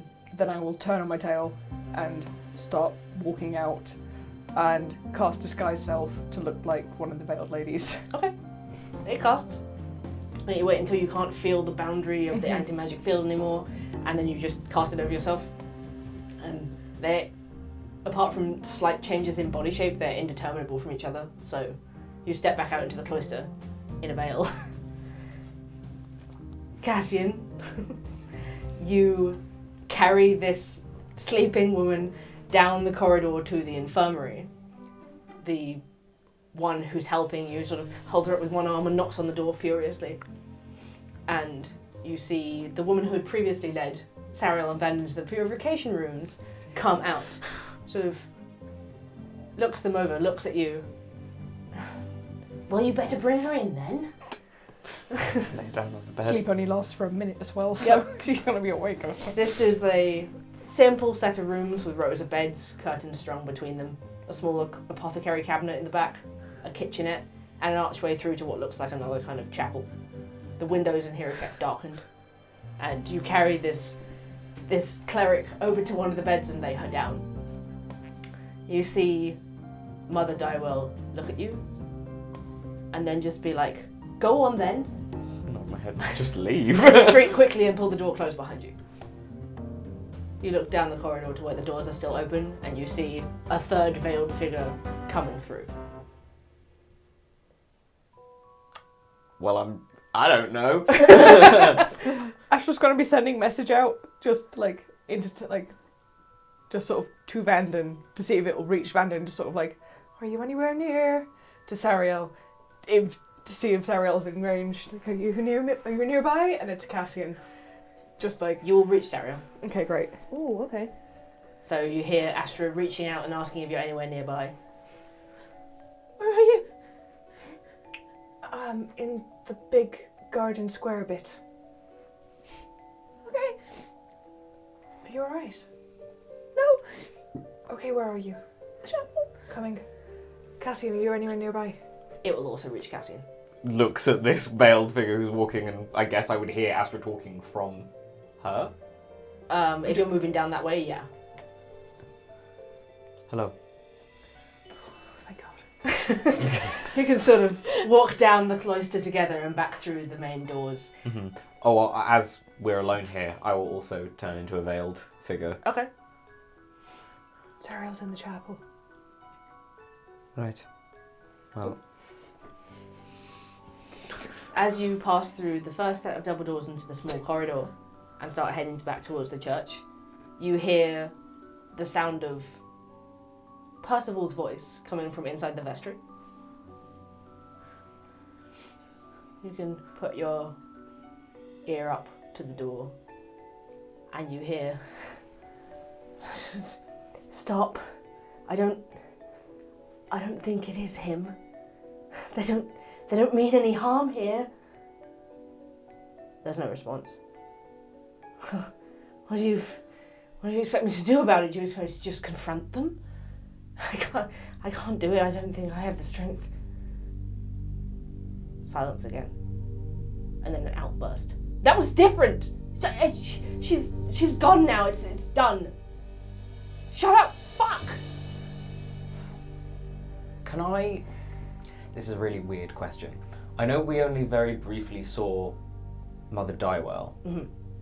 Can I sort of, thinking back, roll like some sort of reverse insight check to just get a basic judgment of her personality? Sure, you can make an insight check.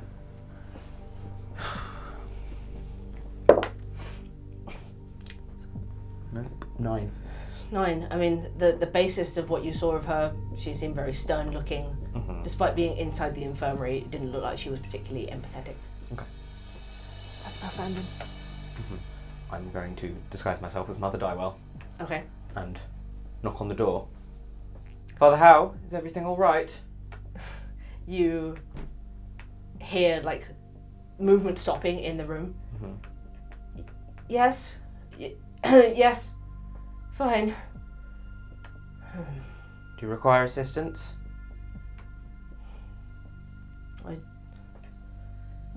Just knock something off the desk is all. Thaumaturgy doors. The door is unlocked and it swings open. He looks up to see where you are. You see that it looks like he's swept everything off the desk onto the floor, and he's standing there with his hands clenched on the wood. Detect thoughts. It doesn't work. Okay. It fails. It's a school of divination spell. Is that what that is? Yeah.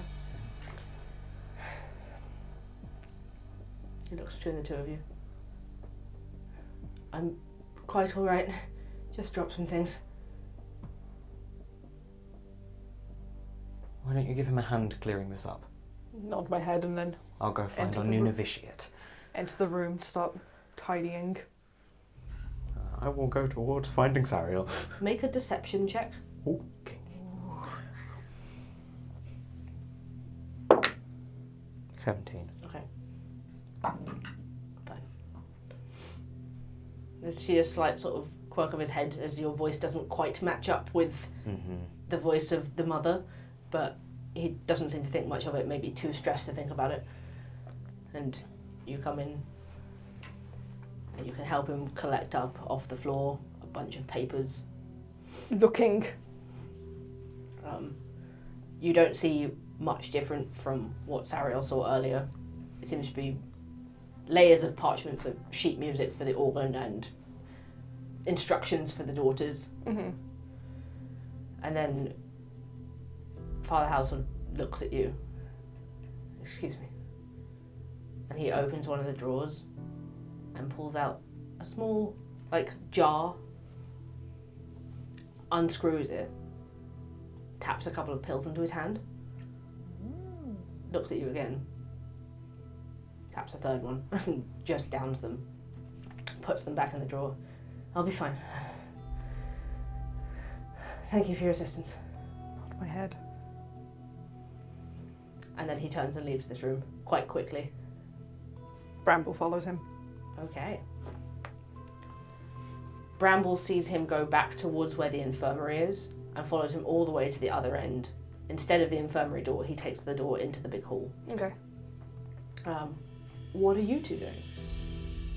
You're finding Sariel. I'm going to find Sariel further down. You pass out into the church and you can see the chapels at the other side. There's no one in this space at all. So you can cross straight over to them. Okay. Will and locate Sariel. You sort of listen at all of the doors. You can probably hear Sariel in a slight state. Open the door. Come in. Look up, bow ahead. It's Cassian. She'll run over and just cling to him. Hold her very, very, very gently. Look, I can't reach Saline. I can't contact her. Maybe it's this place we... No, maybe she's offended at what I did. Sariel, we found anti-magic wards and stuff. There's... If you can't reach out, maybe it's that. Okay, You're being so brave. I can't do this. I can't do this. It's okay. You have us now. I can't do this. Do you need a minute? And they took all of my stuff. We'll get them back. They put, like, the paint. Is it paint? It's paint, yeah. They put this on.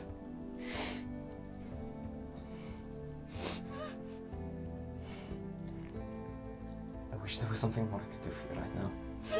But we just have to keep going. Astra and I, we found doorways, locked puzzles, things we need to get behind. I'd stole a set of keys, but they took all of my things. Was that in the room they took you earlier?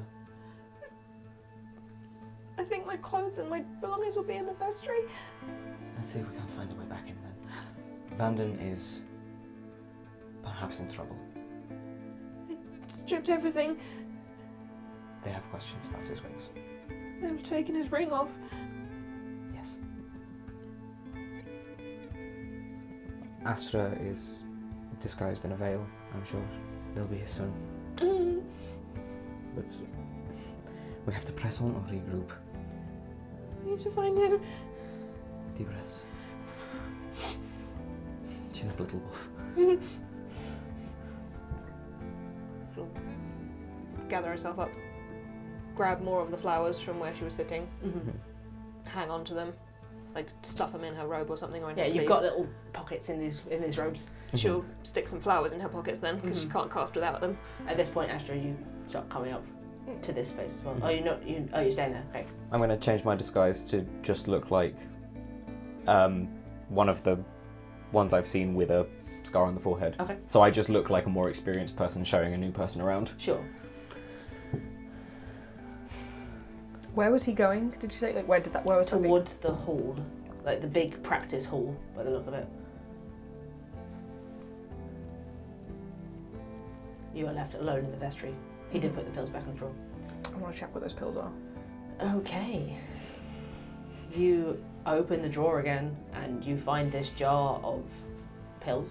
You unscrew the lid and they smell herbal. For anything else, make an investigation check.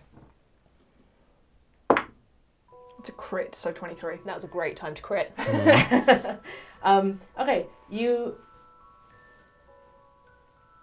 discover quite quickly, sort of looking over them, smelling them, and having spent quite a lot of time with Sariel recently, with plants, with the botanist, there's some sort of poisonous quality to these ingredients.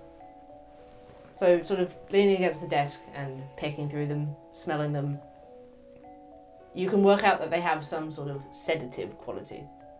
Right.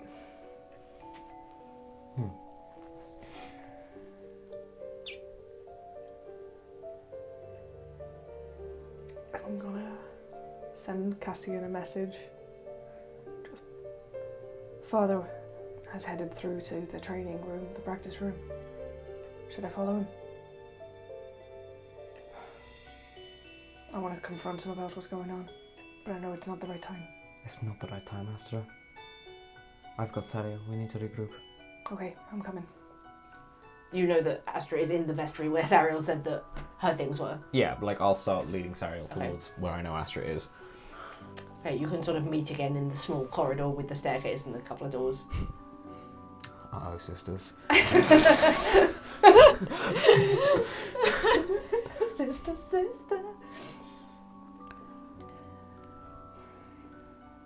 Not comfortable about what he was saying to whoever that was. No. Father Howe, he was almost speaking to himself or some sort of voice that we couldn't hear. I don't think it was to himself at all. I think it was probably to this prophet. He took some sedative type tablets. Is that what those were? I checked them over. They've got some sort of poison in them, but I think it's more of a mood sedative than anything. Is there anyone in there right now? No. Can we get my things? Yes, of course we can, sweetheart.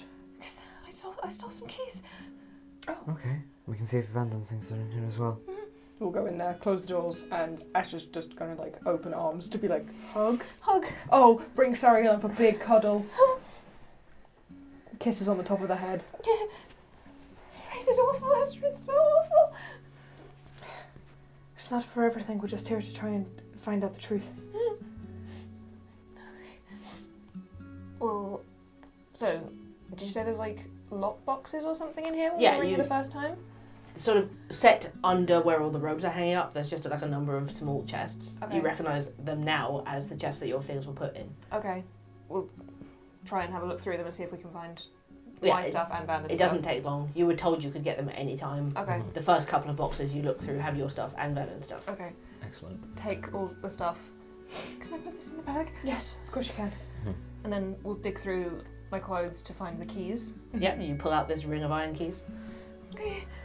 I don't know where these go to, but there's something. Okay. I'm going to throw on a set of robes so that if someone touches me while I'm in disguise, at least the fabric will match up. Yeah. I'll do the same.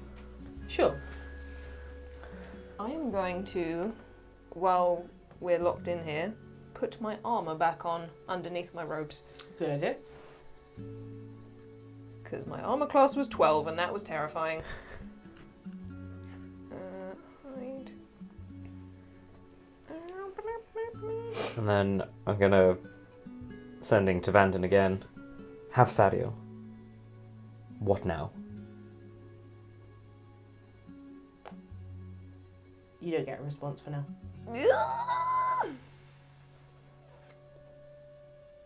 Well, that's horrifying. We need to find Father Howe. We need to find these keys to get us further in. Those arcane puzzle pieces to the basement. Might they have them in other rooms? Potentially. Hmm. But if they've heard Vanden, then I won't hesitate in tearing this place apart to find him. True. Before we leave this room, just check and see if there are any strange puzzle pieces hidden away. You can search through it. You find nothing else of interest. Are the keys that Sariel stole still here, or did they? Yeah, they're Yeah, they'll just folded into her stuff. They hadn't noticed. Okay. Then away we go. Mhm. Okay. You head back out into the cloister. There is, in here, still 2 small doors, and the one that you saw with one door into an open area as well. So like one door interior, one door outside. And then there's the hall, obviously. You'll have taken him somewhere private.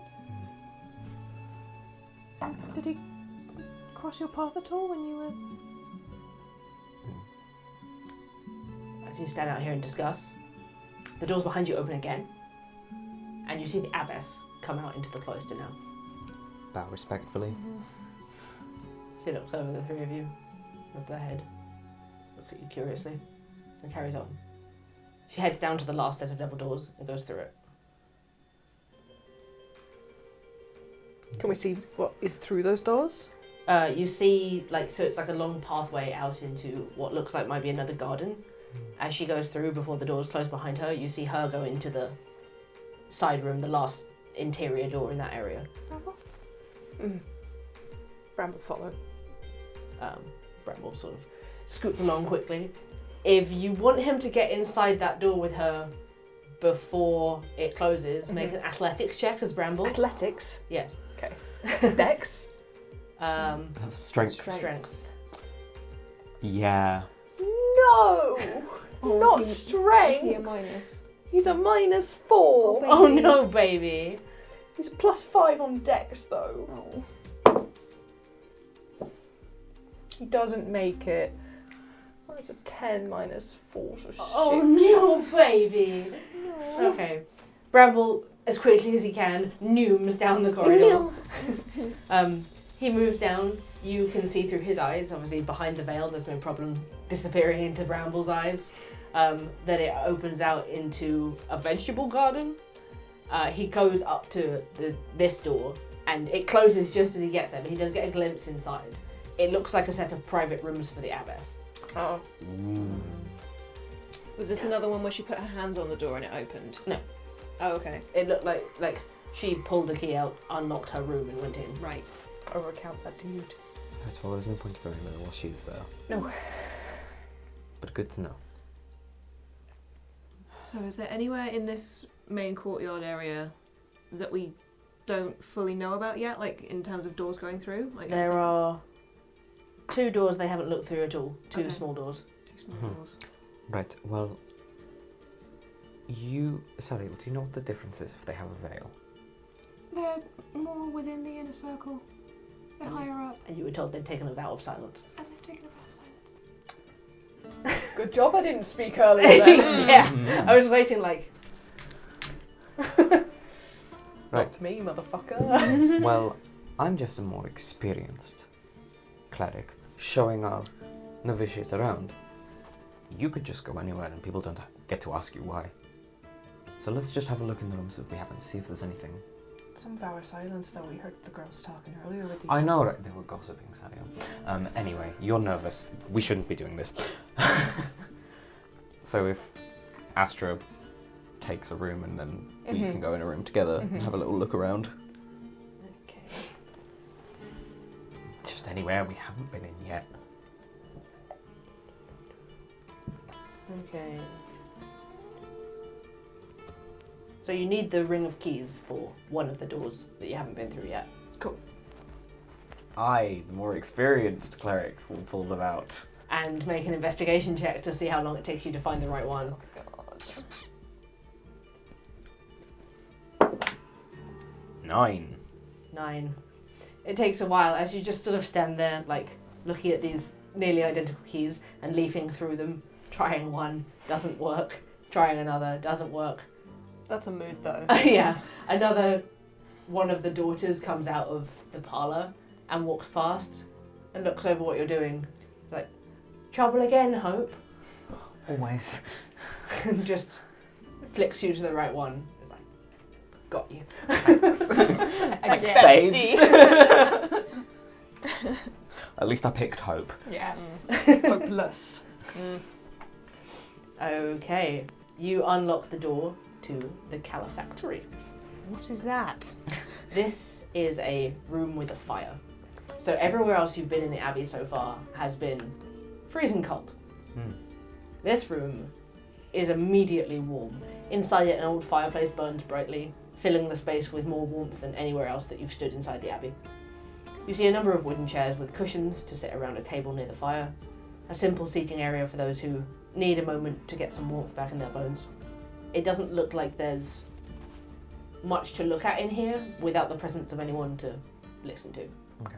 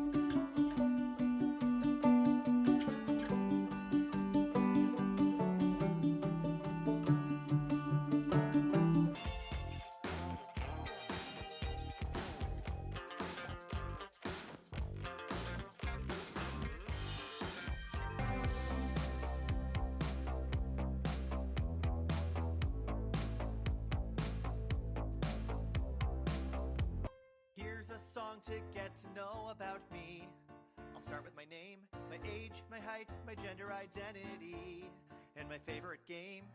This is where I live now, and this is where I'm from. Here's what I do for work, and what I hope to become. Here's a guilty pleasure and a pet peeve, and something I like, a goal that I hope one day to achieve. And can I ride a bike?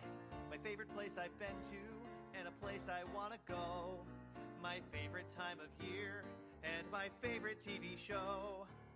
Here's a random fact you might not guess. Surprise! A thing that brings me joy and brings me stress. I really try to avoid that. I have this many siblings, that's the size of my shoe. And I hope you'll use this song to let everybody get to know you.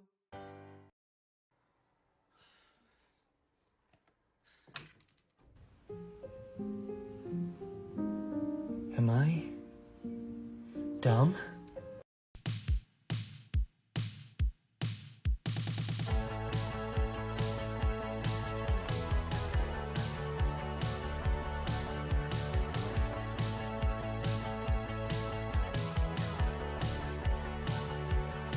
My wife woke me up at 6 a.m. just to tell me that she doesn't love me anymore. I said, let's go to the gym. I don't understand why you're being so hateful.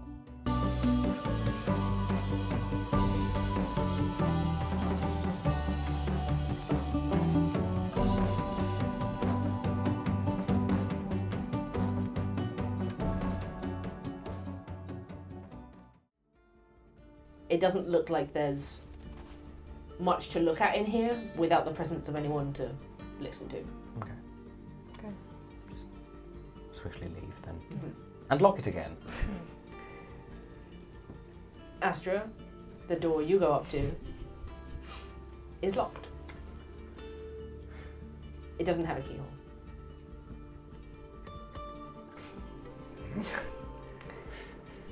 Good. There's a bell outside it for calling attention. Well, I'm not gonna call attention, am I? But just to note. Okay. Okay.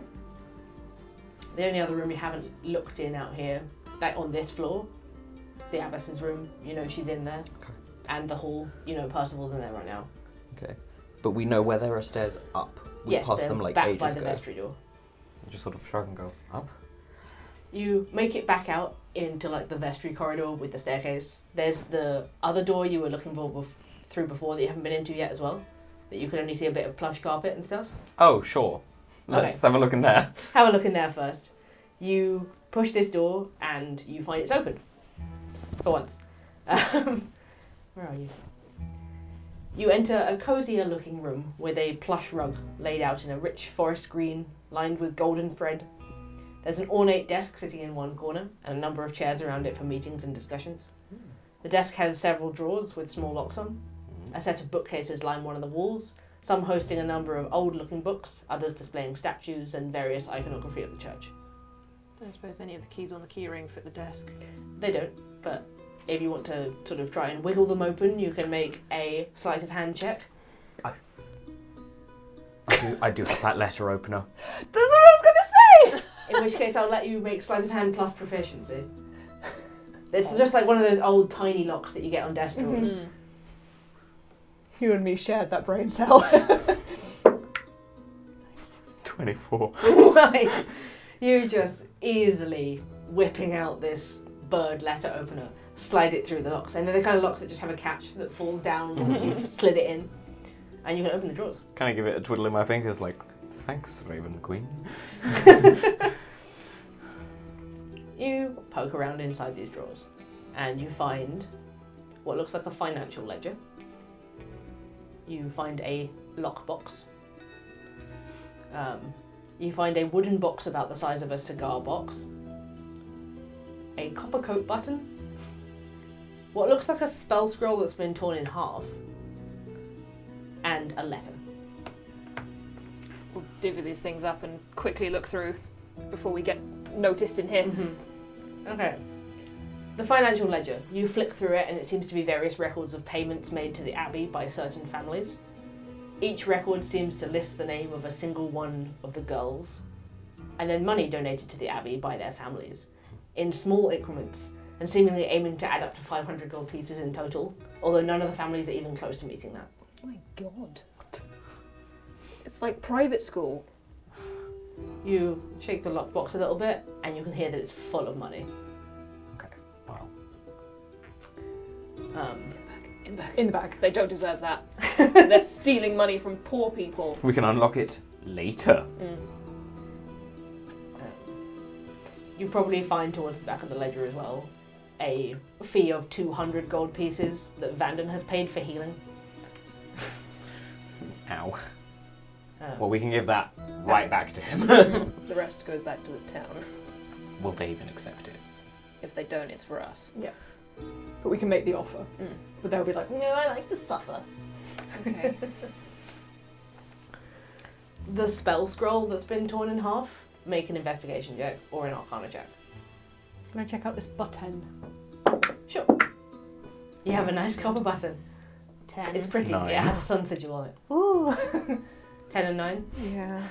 It's torn in such a way that you can't make out the details of the spell, and it does look like the ink is fading as the broken scroll loses its magic.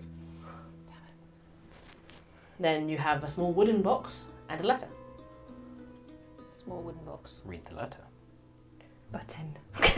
After Shiny. it's taken with the shiny copper button.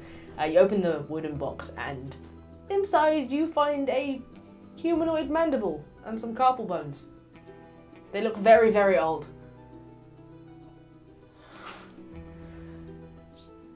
Just... That's finger bones, right? Yeah. Just fingers.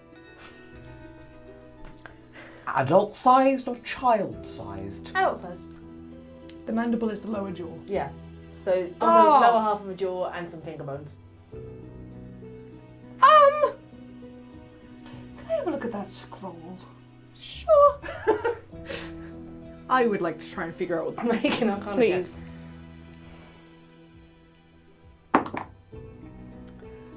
19. 19. Okay.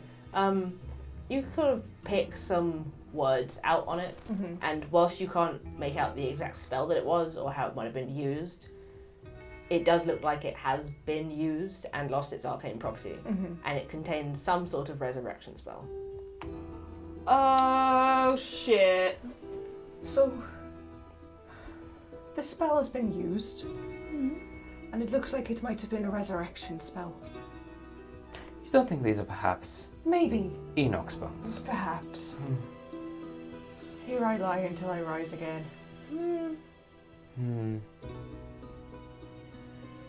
Let's take them with us. Just in case we need to get rid of them. Yes. Cassian, The letter. you pick open the letter carefully. It's been read, it's not, like, sealed. You open it up and you see immediately at the top that it's stamped with all the symbols of the combined gods in a circle. It's very short and simply reads, "We thank you for your update, Abbess of Light. We look forward to correspondence with Enoch after the darkest night. Until then, may the light guide you." No signature. Put that in the bag. Put that in the bag. Well, the abbess is fucked. I think this whole place is fucked. Right, let's move on. That's it, let's get out of here. To the stairs. To the stairs. You turn around onto this like spiral staircase that goes up.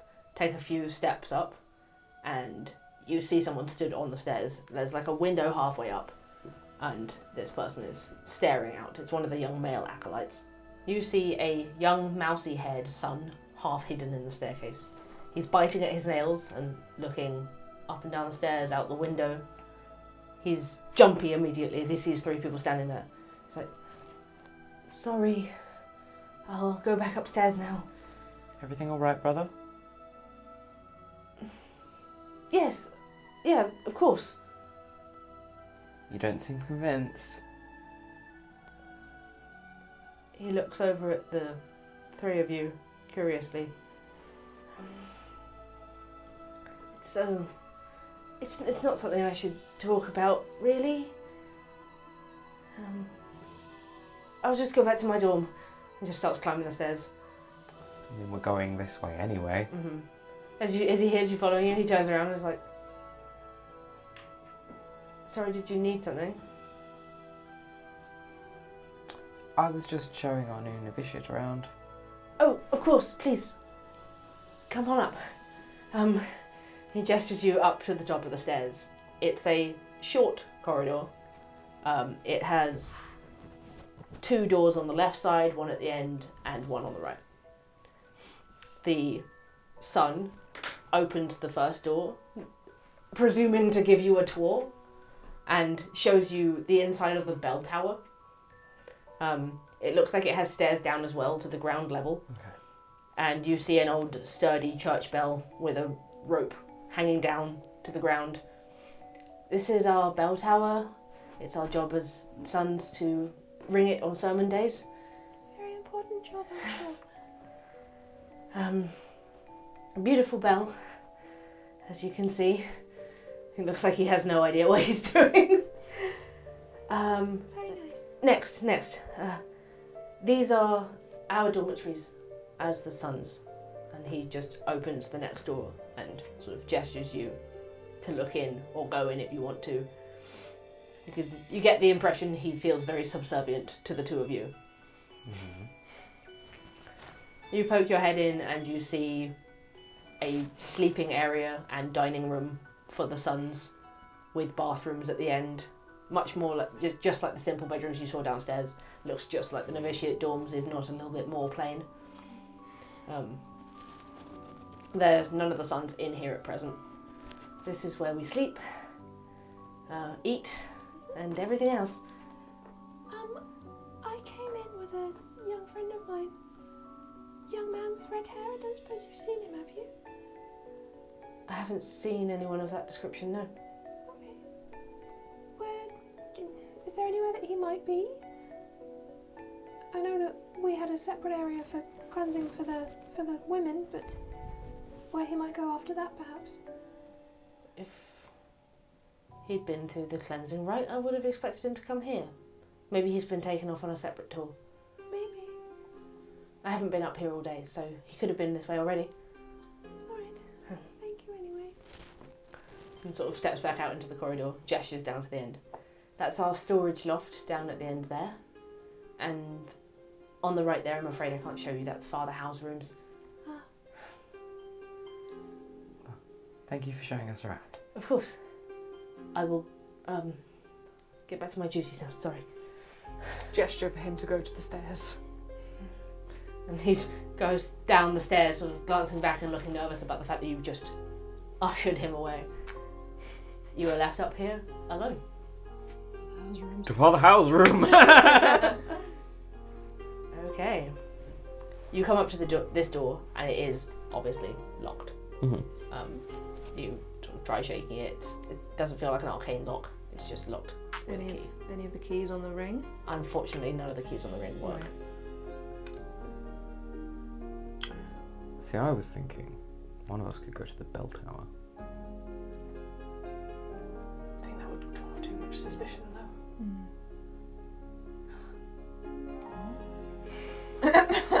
What's your little monkey brain thinking? I could send there was a bell in the cloister area that calls people to gather there. We could ring that at the same time as unlocking this. Was that like a little ding-a-ling-ling bell, or was it a bong bong bong bell? It was a smaller one. Maybe not. Try the knife. Yeah, try the knife first. Make a sleight of hand check plus proficiency. DC's a little higher for this one. No. Is that a crit? Nice! 25! Hell yeah! You see the letter opener has bent a little bit, but you managed to like pry the lock away and hold it there just long enough to push the door open. He just sort of shrugs and says, "Who says petty theft can't be useful?" Thanks, Raven Queen Bestie. Thanks. Okay. You push this door open into a very humble bedchamber with no decoration whatsoever. Percival's room has a single bed that looks pretty old, like he might have had this bed since childhood. There is a writing bureau with drawers and a bookshelf in this space, as well as a personal altar bearing small statues of Pella and Sayanine and a selection of flowers. Sorry, I'm just imagining this toddler bed with this regular man sticking out above. I suppose we're each taking a little different area and snooping. Yeah. Make an investigation check each. Ooh. 18. Ooh. No, 22. Also 18. Nice. Okay. We are determined. I will say that I will just list this all off. You find this together. We've had all. So, first the less significant things. You find another bottle of the jar of the herbal pills. They're just on his bedside table. They must be for his nerves. Or the voice in his head. I don't think that's punching in his head. You find a spell scroll. It looks like it's been unrolled and rolled many times, like he's been practicing reading it. It's a spell scroll of mass healing word. I will take that. Thank you. Thanks, Bestie. Wait, can I actually already do that? It's a 3rd level, so Not as cleric not yet, as a cleric. but you'd have to roll an Arcana check DC 13 if you want to use it off the scroll. It would just be the once if you used it off the scroll. I do have it as a bard already. Mass healing word. Yeah. Well, you can use it freely off the Yeah, scroll. nice. In that case, because you can cast it as a bard, you can just use it. Nice. Just without a spell slot. Tight. Sick. That's good. You find a thick and heavy tome entitled Book of Insufferable Darkness. Hello? Hello? Just some light bedtime. Yeah. Hello? You sort of sit down on the edge of the bed and open this to see what this could possibly be about. And it's just hollow, with a nearly empty bottle of strong alcohol on the inside. I like him. Percy. What kind of strong alcohol? It's whiskey. Put it in back holding. good. What a lash! He's been through a lot, and he's just discovered alcohol. It's true. He's like 17 right now in terms of having just discovered that drink makes you feel good sometimes. We need to get him some WKD. He's on the strongbow. Nice. And get him some Jaeger bombs. You find a spinning top. It looks like it might be a childhood toy. It has 4 faces. One that's happy, one that's sad, one that's wrathful, and one that's dead. Oh. What mood are you feeling today? Roll d4. 2. Sad. Sad. You find a sketchbook, and sticking out of it is another leaf of parchment with a sketched portrait of a young woman with a dazzling smile. She's wearing a robe and is sat out in what looks like it might be the cloister of the abbey, face turned up to the sun, eyes closed. Flicking through this sketchbook, there are plenty more sketches of this woman. Amongst quiet scenes of the abbey itself, the lines on the sketches of the woman are sure and steady, as opposed to the quick and sketchy lines of the other images, as though Percival poured extra care and time into drawing these ones. And this isn't someone we've seen before, is it? No. Do you think the father fancied someone? Looks like it. I take it that sort of thing's forbidden around here. Yes, most definitely. Could have been that maybe the child was his. Maybe. Mercy. On the desk, opening one of the writing bureau drawers, you find a letter. The letter is addressed to Mercy. Oh! Plot chickens. My dearest Mercy, I was teaching one of the young girls from the town today, and she looked at me with this look that reminded me of your eyes, and I couldn't help thinking of how much I loved to teach you.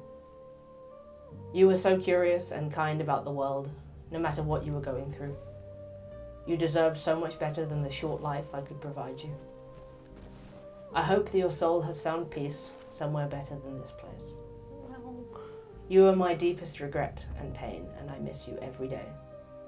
Maybe when Enoch returns, I will be gone, and I will be with you in that place where we can finally be a family. I think we should go and speak to Father Howe. Yes.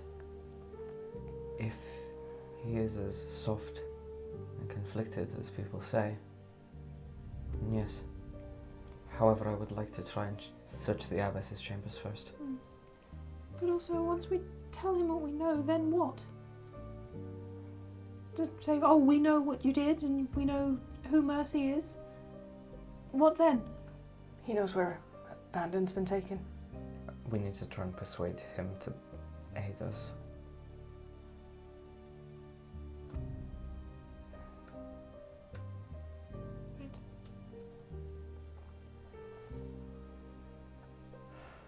There's got to be some other place around here that we haven't found. We can find Vanden. There's lots of locked doors. Magically locked ones that we can't get through.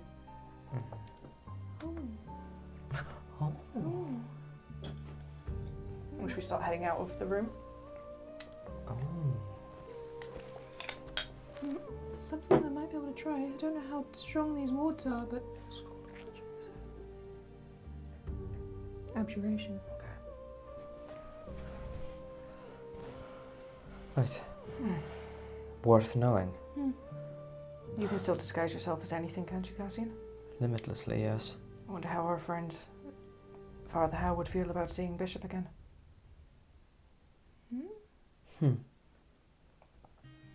Maybe. I don't know if he'd recognize the version of him that we know, but could try.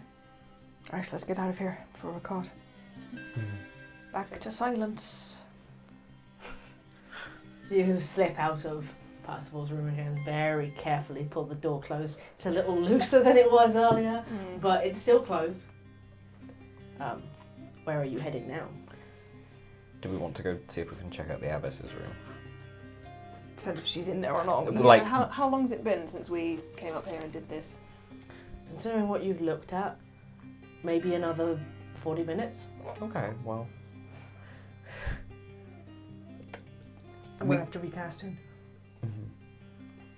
Well, we might as well just go see if she's not there. On the way, I will just hopelessly scribble another message to Vanden, like, are you alright? Where are you? You get back somewhere dark. I think I'm underground. He's in the basement. Okay. Will you be able to find any stairs down? Yes. But only with the puzzle door. Okay. You make your way back down the spiral staircase. As you do, you see the main doors open from the cloister, and two daughters come through carrying several pots of food, followed by a procession of the sons who all go up the spiral staircase together. You see now there's maybe 40 of them, and they all head up there. You sort of skirt out back into the cloister, and you see the rest of the women now going into what you saw was a dining hall earlier. You must have reached their lunchtime. Does it look like the abbess has gone in there? Make a perception check. That's an 18. 18. Only like a 5. You see her not heading in, but glancing that way. You see her inside already. The daughters are lining up with like their plates for their food, and before they were served any food, she gives them each a blessing. It looks like she's going to be doing that for a while, considering how many of them there are. We scooch on past towards her rooms. Okay. You also will recall from speaking to Trinity on the way to Eminence that after lunch they take prayer. Yes. Okay. We've got plenty of time right now. Great, good to know. Scooch on. Okay. You head back through the door towards the vegetable garden with the abbess's room. It is, of course, locked. She had the key with her.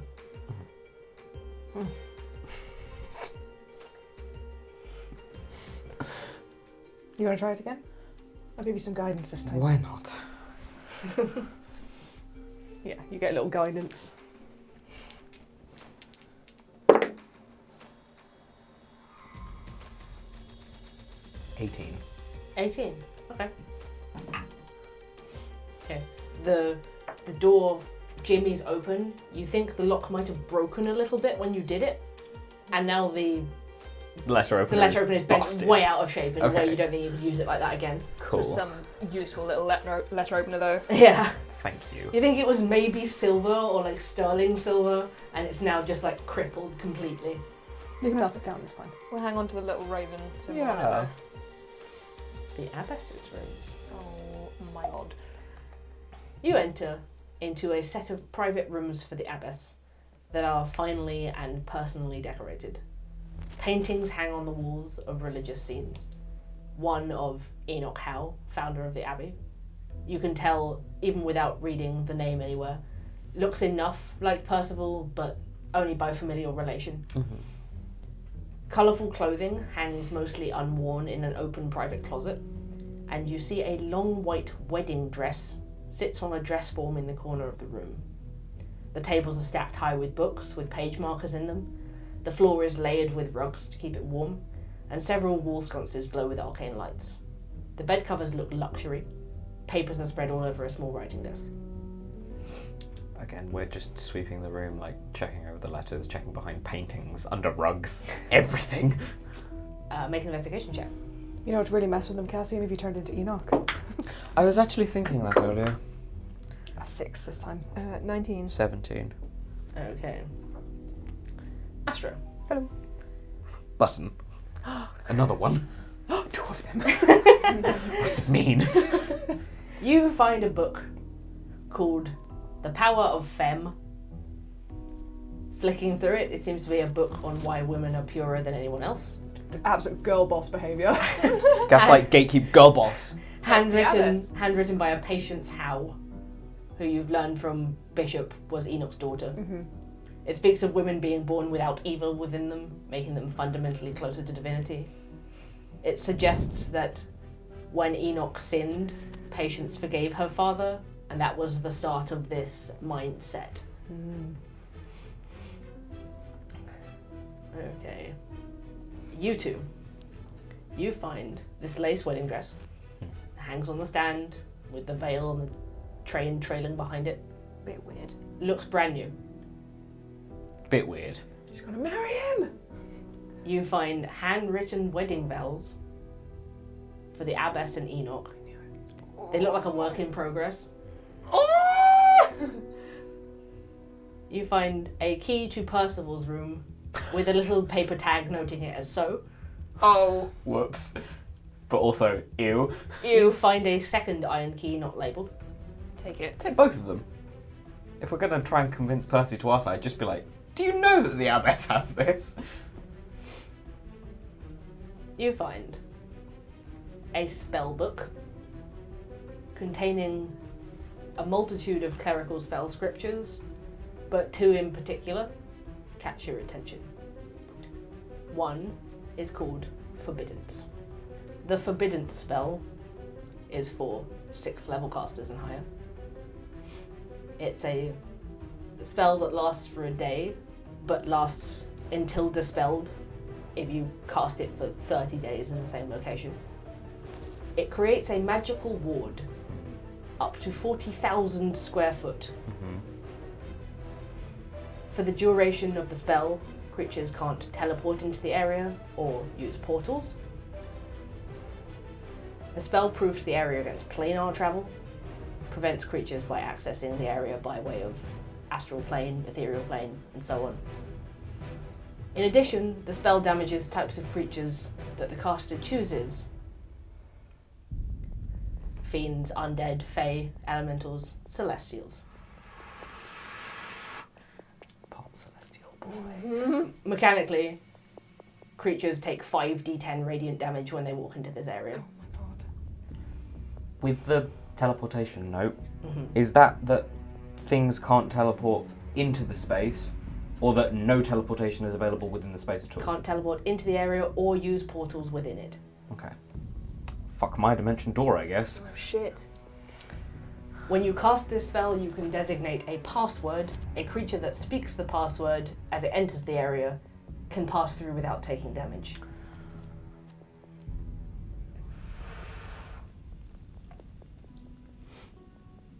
The other one is Temple of the Gods, an even higher level spell that when cast for a whole year makes a permanent building. In this space, you can decide whatever it looks like.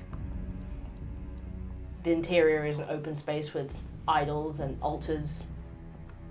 It opposes creatures of type that you choose, the same selection of creatures. If a creature of the chosen type attempts to enter the temple, it must make a charisma save and cannot pass into the temple otherwise. Sensors created by divination spells and other divination magic can't be cast within these walls. Whenever creatures within the temple regain hit points from a spell of 1st level or higher, they regain additional hit points. Okay. It blocks ethereal travel. It can't be dispelled with dispel magic. Anti-magic fields have no effect on it. The only way you can destroy this temple is with the spell Disintegrate. Oh Jesus. The effect is permanent until dispelled with Disintegrate. Okay.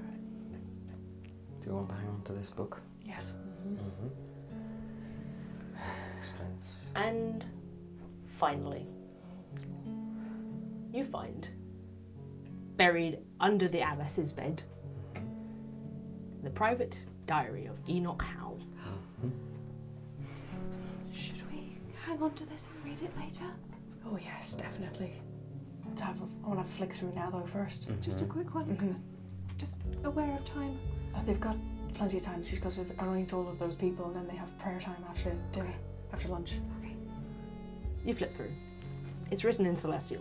I can read it. Great. I'll read it. You Like flip through translation. various passages, Sariel, and you find some talking about what happened in Old Sable. In this diary, he talks about coming into the possession of the strength of Asriel, which was bestowed upon him and gave him the most incredible visions. He says it was delivered to me by a strange figure with grey hair and pale skin, who said it was a gift to the children of Radiance. It is teaching me this language I write in.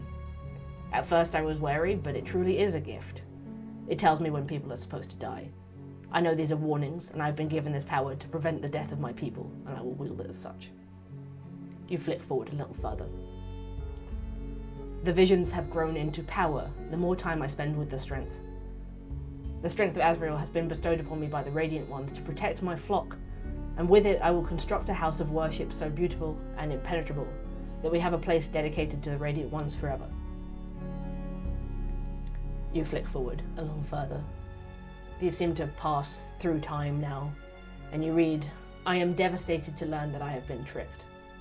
Khalid is an agent of the demon lord Orcus, and I have been feeding my flock to him like sheep. He is a wolf in sheep's clothing, and I have misinterpreted the signs from the strength. I have told Patience of this, and she is forgiving of me. I cannot comprehend the divinity of women. They exist without sin in a way that the rest of us could never imagine to be. Finally, you flick through to the final entry, passing through plenty of others. At this page slides out half a puzzle piece in a semicircular size. It looks to be half of a sun and moon sigil again, like the one in Old Sable, but larger. The final page reads, Grandmaster Arseno reached out to me today regarding the coming darkest night. He has a plan in motion, and he wants me to be a cog. Of course I accepted. And so begins a long game of chess in which I expect I am a knight. Perhaps I will allow Fulgrim to do the honours. Oh, this is so much. Put it in the bag. Yeah. Let's find Howe. Yes. Okay. You leave the abbess's rooms, you pull the door closed. It doesn't shut properly anymore. Taking the wedding vows as well. Okay. Just things to show for proof, you know? Mm-hmm. Okay. Where are you looking? Going back towards where I last saw him. The hall? Yeah. Okay, you make your way down to the hall. You notice that everywhere is quiet now. The whole abbey is quiet, and you think everyone must have gone for lunch. You get down there. The area is locked, but you do have the key for this room. You open it up and you see a large double-height plain stone hall with various cupboards and high windows. The space has several practice dummies in it, but there's no one in here. If everyone's gone for lunch, where would he go? Certainly not with the brothers. He's more important than that, right? We didn't see him heading up. No. Maybe after his outburst earlier, he's gone for quiet prayer or in an office somewhere. Maybe. We can do some messages, see if we can just find him. Sure. Why not? You're just curious. Go on then. I'm just gonna send a message out. What do you say? Father Howe, we'd like to speak with you, if possible. Quite urgent, actually.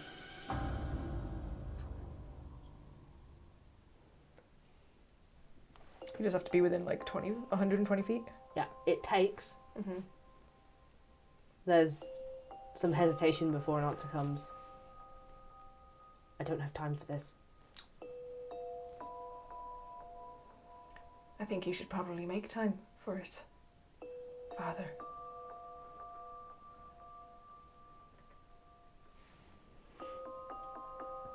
Is it the next thing they say that responds to you as a message? Okay. You hear back, sorry, I have to excuse myself right now. And then it can be 25 words, so you probably hear the next segment of a conversation. I don't think message has a limit on the number of words. It's just this, like the distance. I think it does. I'm It's pretty sure it does. Yeah, it's 25 words still. Oh, okay. Is it? I don't think it was. No, there isn't. Like the thing that makes it a cantrip is you need to be that close. Yeah. Oh, okay. Well then that's what you hear in response. Mm-hmm. It sounds like he's saying it, sort of responding to you and telling somebody else. Mm-hmm. I'll wait a few minutes, like a minute or so then. He doesn't emerge from anywhere. You know he's somewhere within 120 feet of you. Where is he? Spread out. Where can we find you? Where are you heading to? You hear back. Are we really having a conversation like this in the warming room? Warming room. Where's that? Place with the We saw that. fire. We've got a key for it. We'll head there then. You make your way down the outside of the Califactory. When you come up outside, you can feel a stronger heat radiating from inside now, and you can overhear the sound of voices. Creeping up to the doors, you can make out Percival speaking to a voice that you recognise as Mother Dywell. It's Mother Tyrell.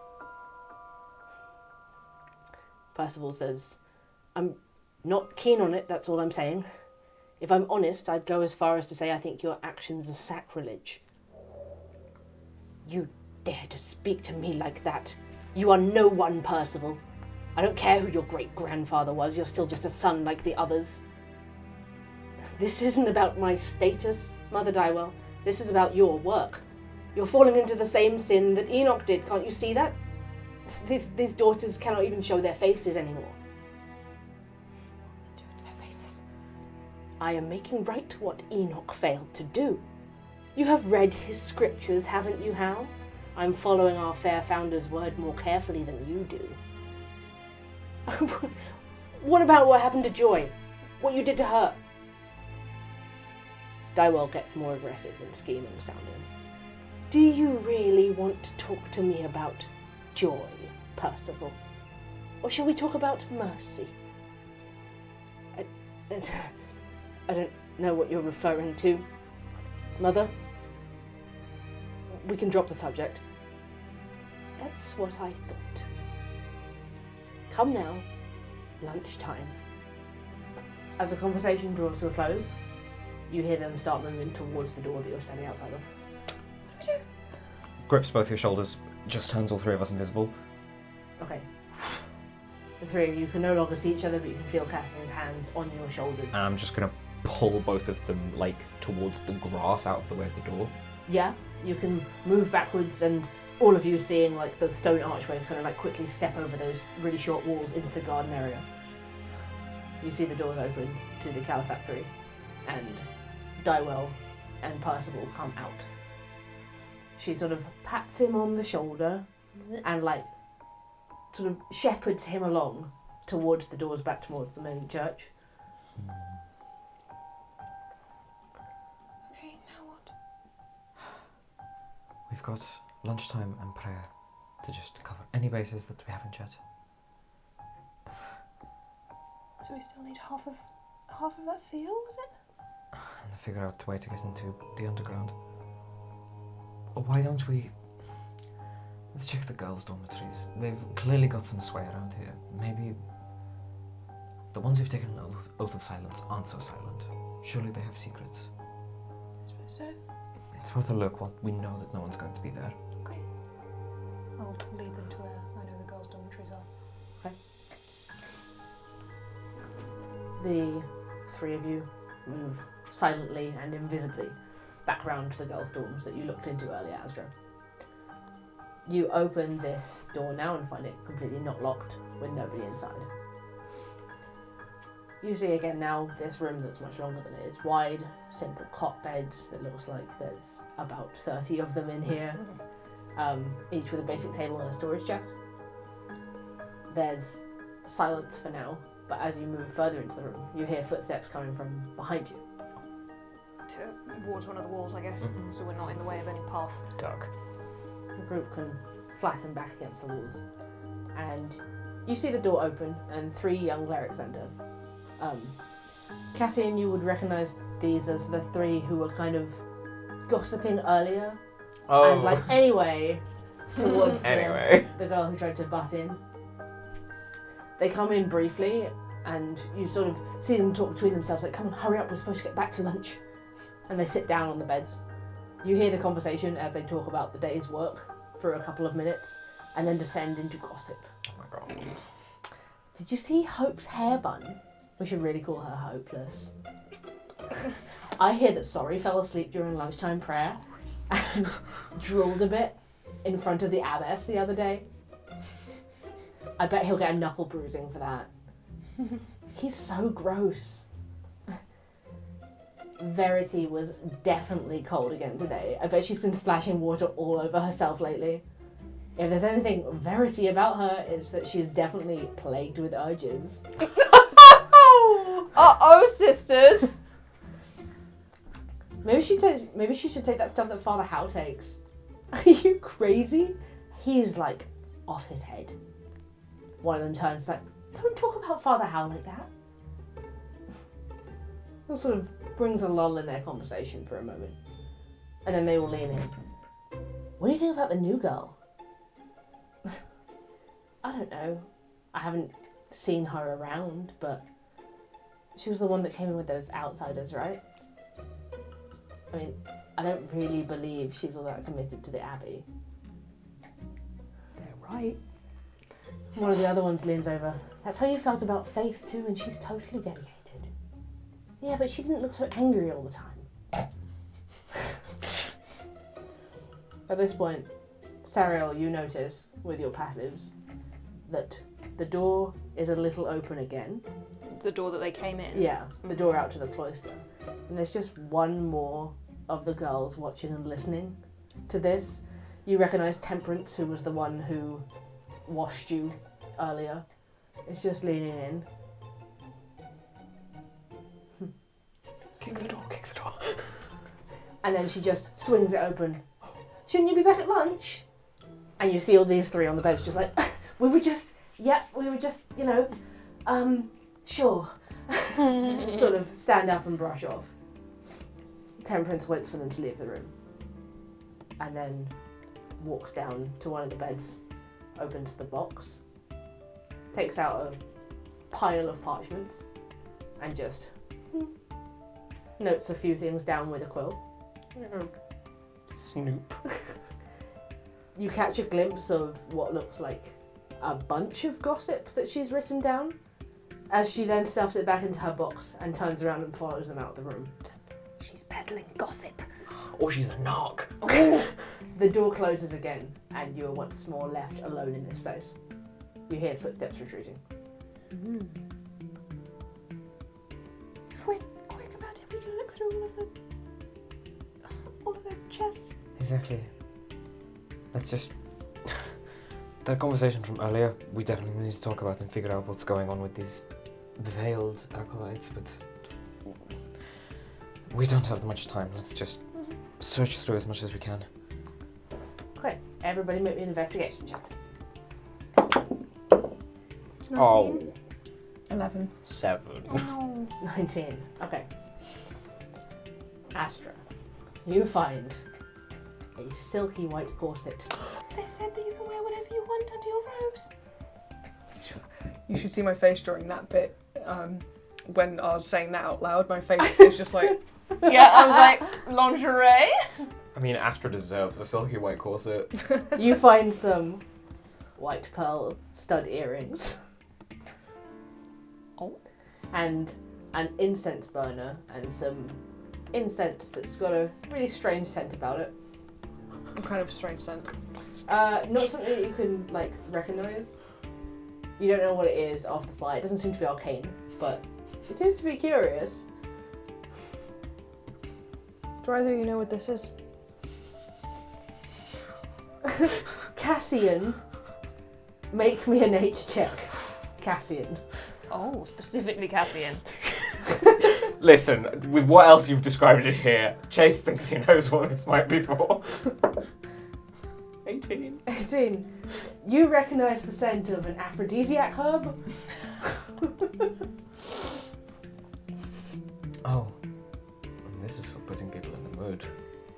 Ash is going to pick up the corset and hold it against the chest and just turn around like, oh, like this. Just like this. Suits you. Pockets. Just flicking through this chest a little further, you can determine that it belongs to Virtue, who you overheard earlier in the kitchen, Virtue and flicking the Virtus. bits of carrot at the other girl. Well, I'm sorry that I've stolen your good time Are you incense. taking the effort? Yes! You never know when you might need such a thing. Sariel, with your high investigation, you find a couple of books. You find one about the Children of Radiance. Looks like thick with very, very tiny text. You can flick through it. You can see that it seems to have information on the locations of other churches. Okay, where does it say there are others? You see that there is a main hub in Bloodstone.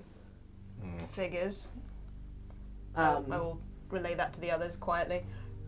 The other ones were, where are you? There is one in the deserts of Arrakis, Okay. and there's one down in Nuvum Ulma, which is like right down on the It's like southwestern part of the continent. Okay. That you just flick through quickly. And it looks like there seems to be one individual one dedicated to each of the combined god symbols that you saw, Oh. and then a central hub in Bloodstone. Weird. Bloodstone. It is a place that we definitely need to find out more about. Maybe Just keeps coming up. I can send a message to Nestor. See if the Gorgon know anything. You also find a small piece of parchment neatly cut that reads in fine print, "Full moon sacrament after lights out under the abbey. The Lord and Maiden will be in attendance." Scribbled in a quick additional note, it reads, "Night before the full moon this time because of the darkest night." So the evening of the 14th? Tonight. Tonight. Is something happening tonight? Where? Under the abbey? Under the abbey. Under the abbey. We heard earlier, was it Cassian and Astra who heard the girls talking about, like, oh, you might get chosen at the Yes. sacrament? We heard some of the girls talking about it earlier. Someone gets chosen for divinity? It says the Lord and the Maiden will be in attendance. Could that be The Morning Lord. Mm.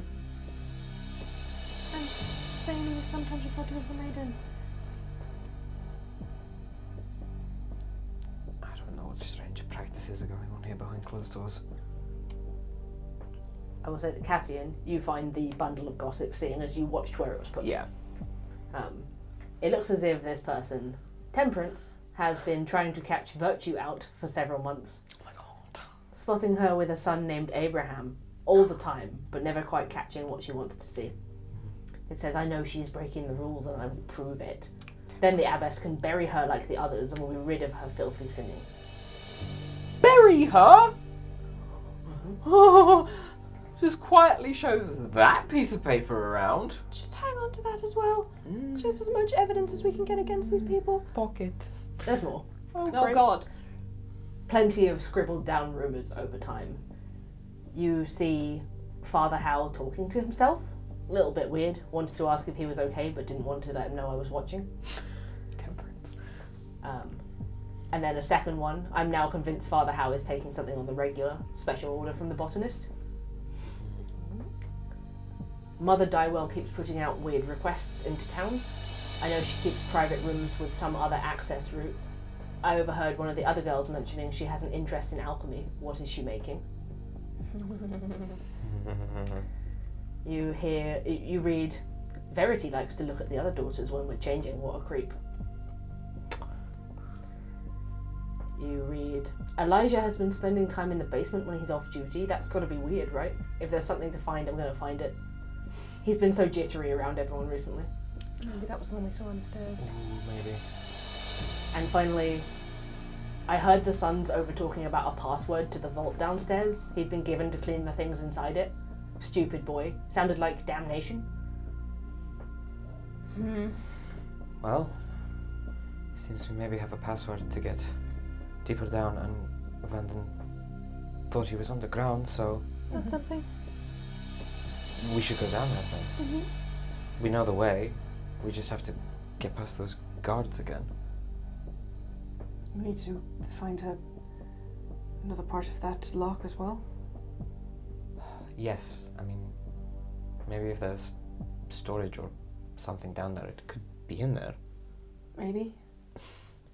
It's worth checking, but if we can get Vanden first, then I'd rather know he's safe. And at least the invisibility won't drop when we go down the stairs. Mm-hmm. Yes, there is an anti-arcane field. We can point it out to you, just so you don't stray over it. Okay. Okay. You can creep back out of the dormitories. Mm-hmm. You wait for a little while. You notice it doesn't sound like anyone's coming, and just dart back out into the cloister. Mm-hmm. There's still no one around. You hear noise from the dining hall, in fact, quite a lot of it. There's at least 30 or more people eating in there. Mm-hmm. I mean, that same doorway that we dealt with earlier, just see if it's still unlocked from when the girl fainted. It is. Ooh. You open it a little bit and peer down. There's no guards. They must be eating.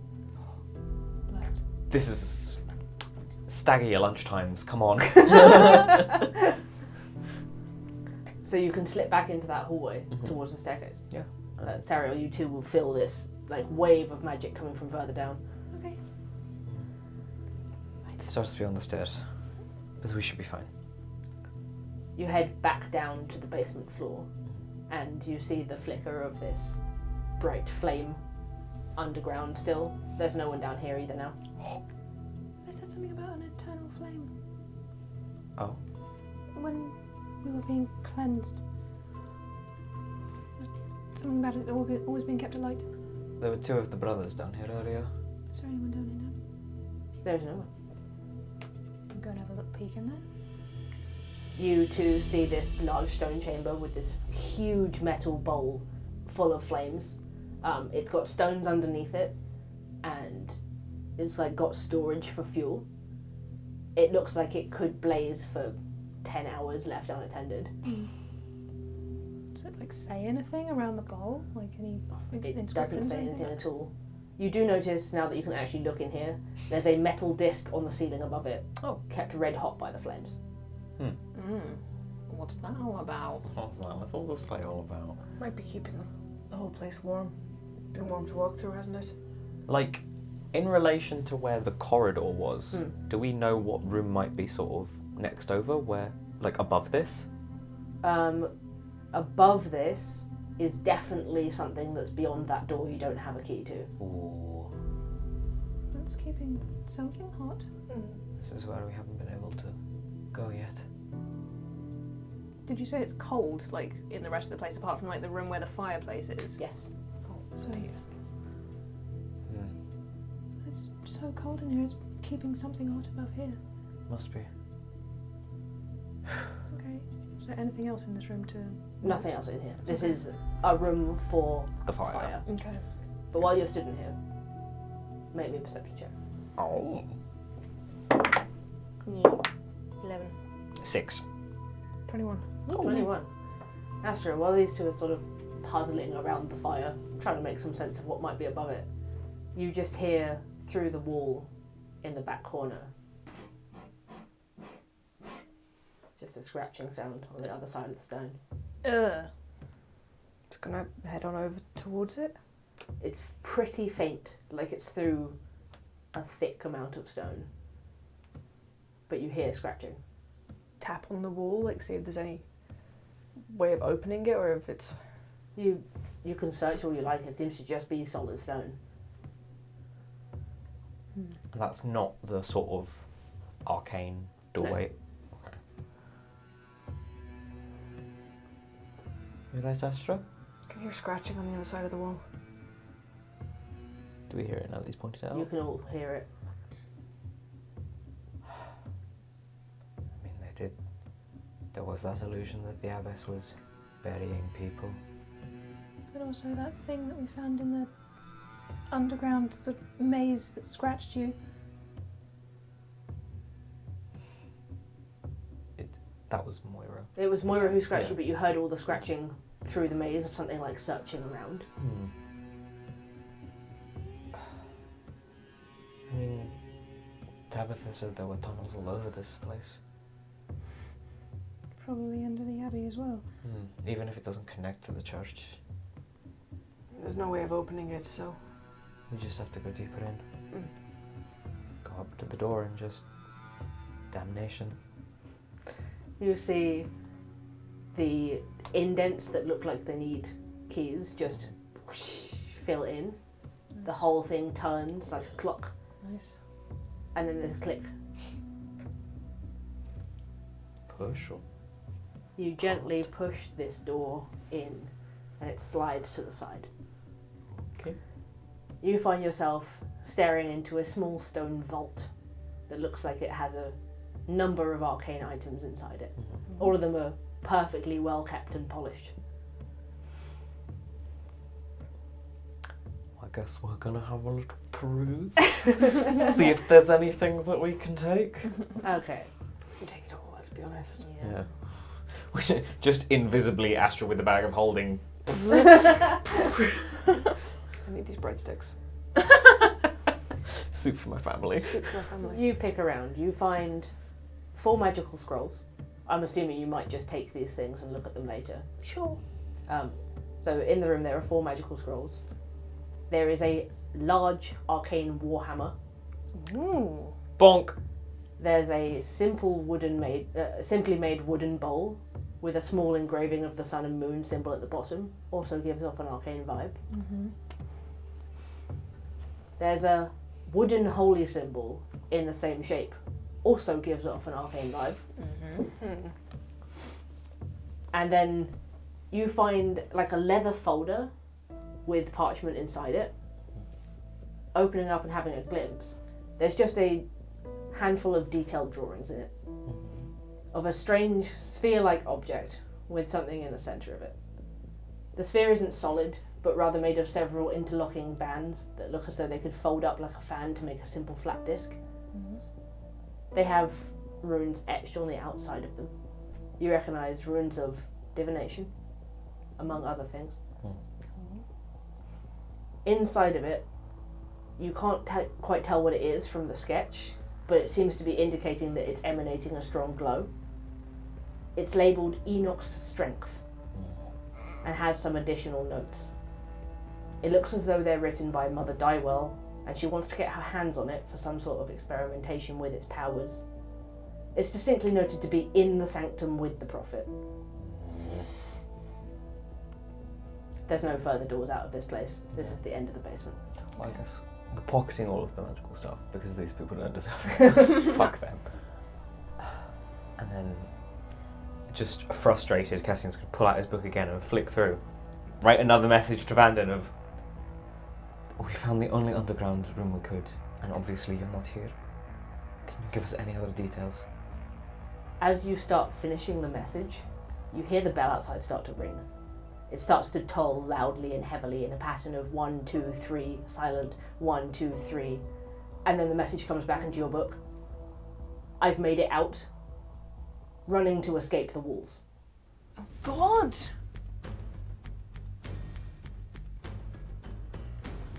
Do we catch up with you, or what? Basically comes in caps, please. Just turn the page around and say, we're running. Okay, you can tear your way out of this vault. Whether you close the door or not is up to you. Yes. Yeah. Pull the door closed again. Behind you, it whirs and clicks, and run up the stairs, still invisible. Yep. You hear a flurry of movement in the courtyard. As you peek through these doors again, you see that sons and daughters and all the staff are sort of moving around hurriedly. A lot of them seem to be heading to the hall. Pray the prayer. No, hurriedly, like rushing. Oh, okay. No. Oh, shit. We have an escapee. We need to move. Okay, Let's skirt around. yeah, make a stealth check at advantage. 11. Dirty 20. 21. Okay. Sariel, who are finding it hard with the people running forward to like duck and weave between them, someone bumps against you. Luckily, they don't seem to think about the fact they've bumped into something they can't see as they hurry off. You're squashed flat against the wall, and you don't know where the others are, but you can just keep moving Yeah, like towards the doors. The doors to the end that you need to get through as well are pushed open, and you see the abbess heading that way quickly. She seems to be looking for someone as you follow her out into the church, and then she spots Father Howe down the far end of this hall, and is like, Percival, we need to warn the townspeople. The false prophet has arrived. Do it. Are you heading straight out for the doors? Yep.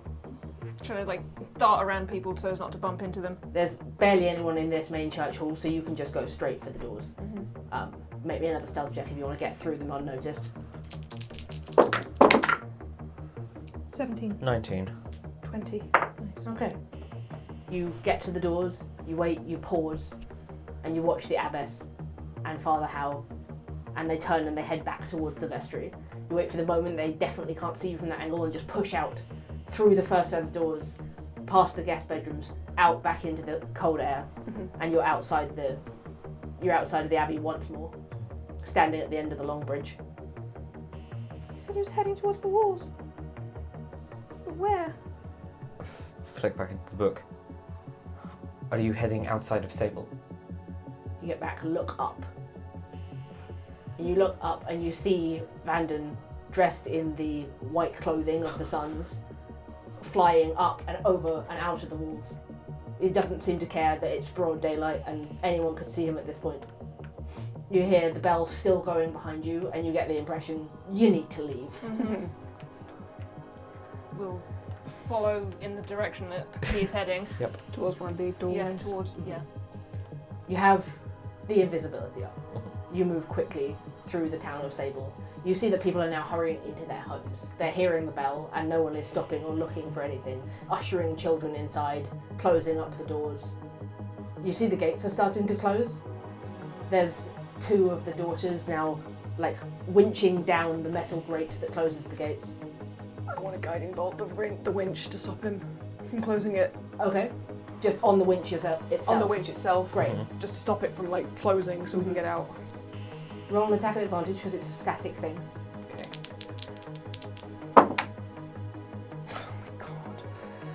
Oh my god. 13. Yeah, that hits. Okay. Nice. Roll Astra's now damage on it. visible. Astra is now visible. That's fine. Yeah, that's fine. No. Astra does not care. This is, yeah. 11. 11. Okay. The guiding bolt just flies out. You hear it whiz past you as Astra blinks back into view. It hits the winch, and the daughter is forced to lift her hands off it as the winch just explodes. The gate's about 2/3 of the way down, but it's stopped and it's stuck. Sprint. Yep, sprinting. Okay. Make an athletics check, the three of you, as you Oh, run no. towards it. 6. 15. 7. Okay. Cassian, you don't think about it, you just sprint for it, and you're still invisible. You slide under it. Sariel, you see these two daughters on either side of the gate who've just watched their winch explode, turn with their staffs to face Astra. They can't see you, but you're now trapped, like Astra is between you and them. I don't have anything that can get two people. How near to each other are they? 10 foot apart? I don't have anything that can get both of them. Just get past me.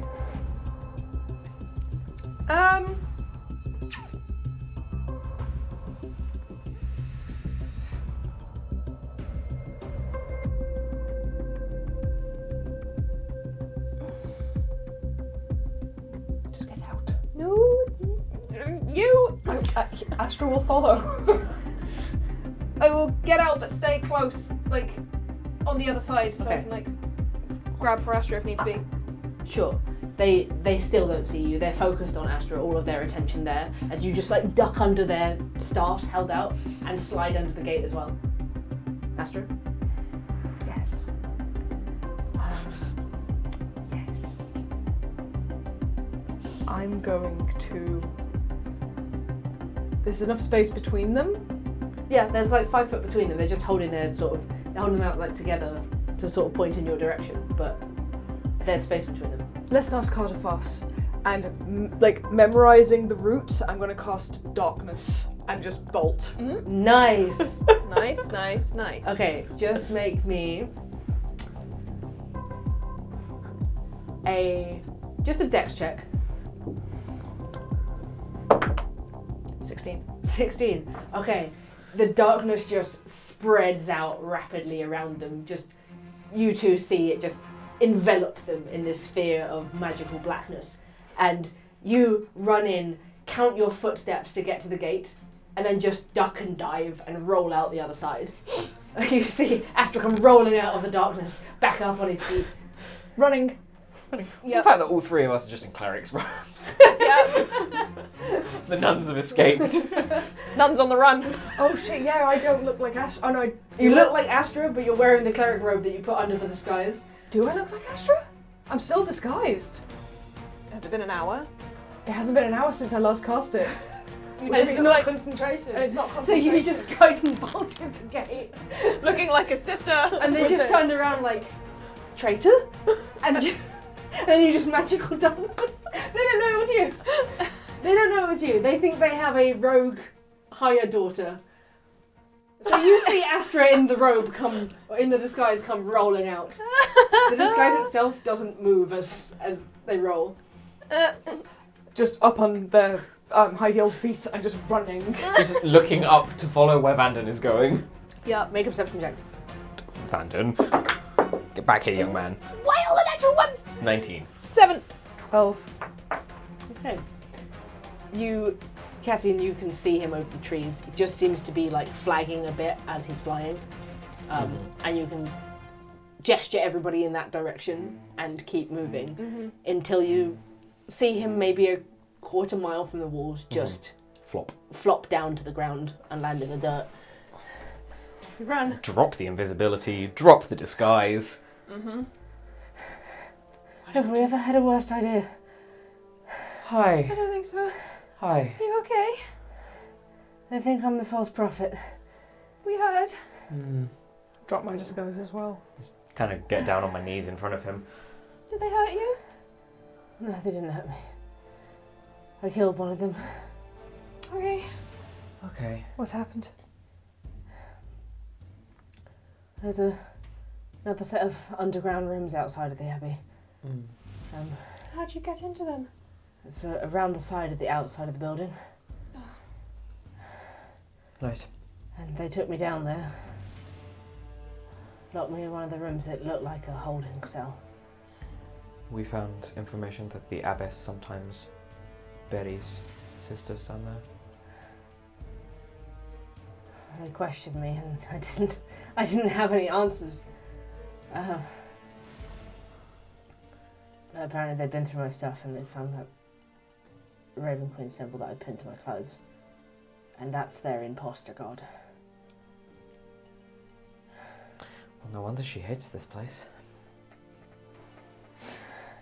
Speaking of, we have your belongings. Thank you. Let's get you dressed. I was going to tear off the cleric stuff and put on her own things. And does the same. He's out of that white clothing Takes as this quickly off. as he can be. We should Yes. hold on to these just in case. Good idea. Has anyone got any water or like rags or anything? Yes. Yes.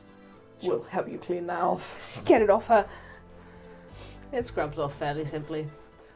Now you've cleaned that off, considering what you went through, you are now probably the cleanest that you've been in the last 6 months. Yeah. Well, you touched the clean stone last night. True. Yeah. Clean stone. Clean stone didn't get into the crannies the same way. I really don't like the image of the sisters getting into Sariel's crannies. I mean, they're getting into each other's crannies. It's true. Good for them. Good for them. Good for virtue. Or verity, whatever her name was. Okay. You can all unabashedly strip off in the woods there. Sariel and Vanden down to their underwear to put their normal clothes back on. And Just when take it's the done, robe off. Take the robe off, stuff the robes all into the bag of holding. Oh, we did get some interesting things.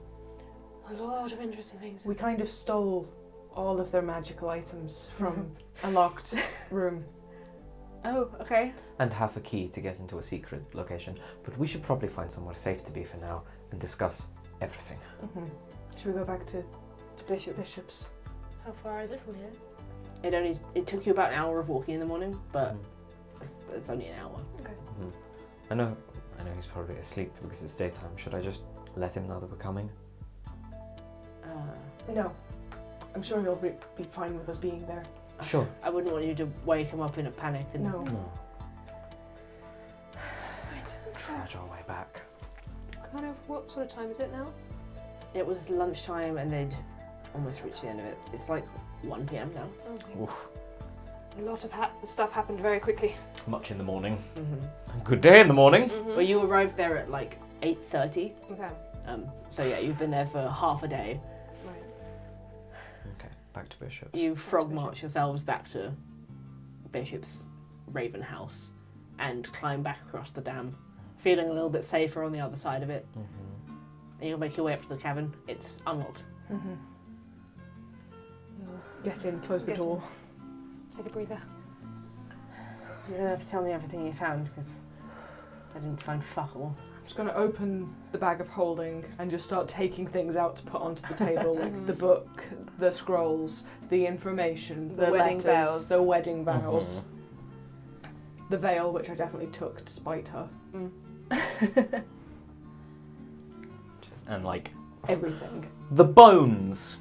The bones. The box lockbox full of bones, money. The lockbox of money. Oh, this is yours. 200 gold back. Thank you. Okay. Should we start with information you found before we look at any of this? Nice. Where does it start? They're bringing Enoch back Or he's already brought back. so that the abbess can marry him. What? Mm. Yes. That's uncomfortable, but I don't really understand. We know why the town makes your head feel bad. Mm. And we'll pull out the spellbook and flick to Forbidden so that he can have a read of it himself. I suppose you're not really a full celestial. That's why you didn't burn to pieces. But you must count as something like that. The way I understood it from that book I read before, I shouldn't count as a celestial at all. But Maybe it's just a lineage thing. maybe. I mean, I wouldn't call Astra a fiend, but that thing back at the carnival certainly recognized a bloodline. Astra's face twitches. Sorry, But Astra doesn't get a headache walking inside. but they're not protecting against fiends. Why would why would a religious building protect against celestials? Because he was worshipping a deity that he thought was a god, but wasn't. If an evil creature told him to protect against celestial beings, then that's the ward he set up. It's this Azrael, the power of Azrael thing.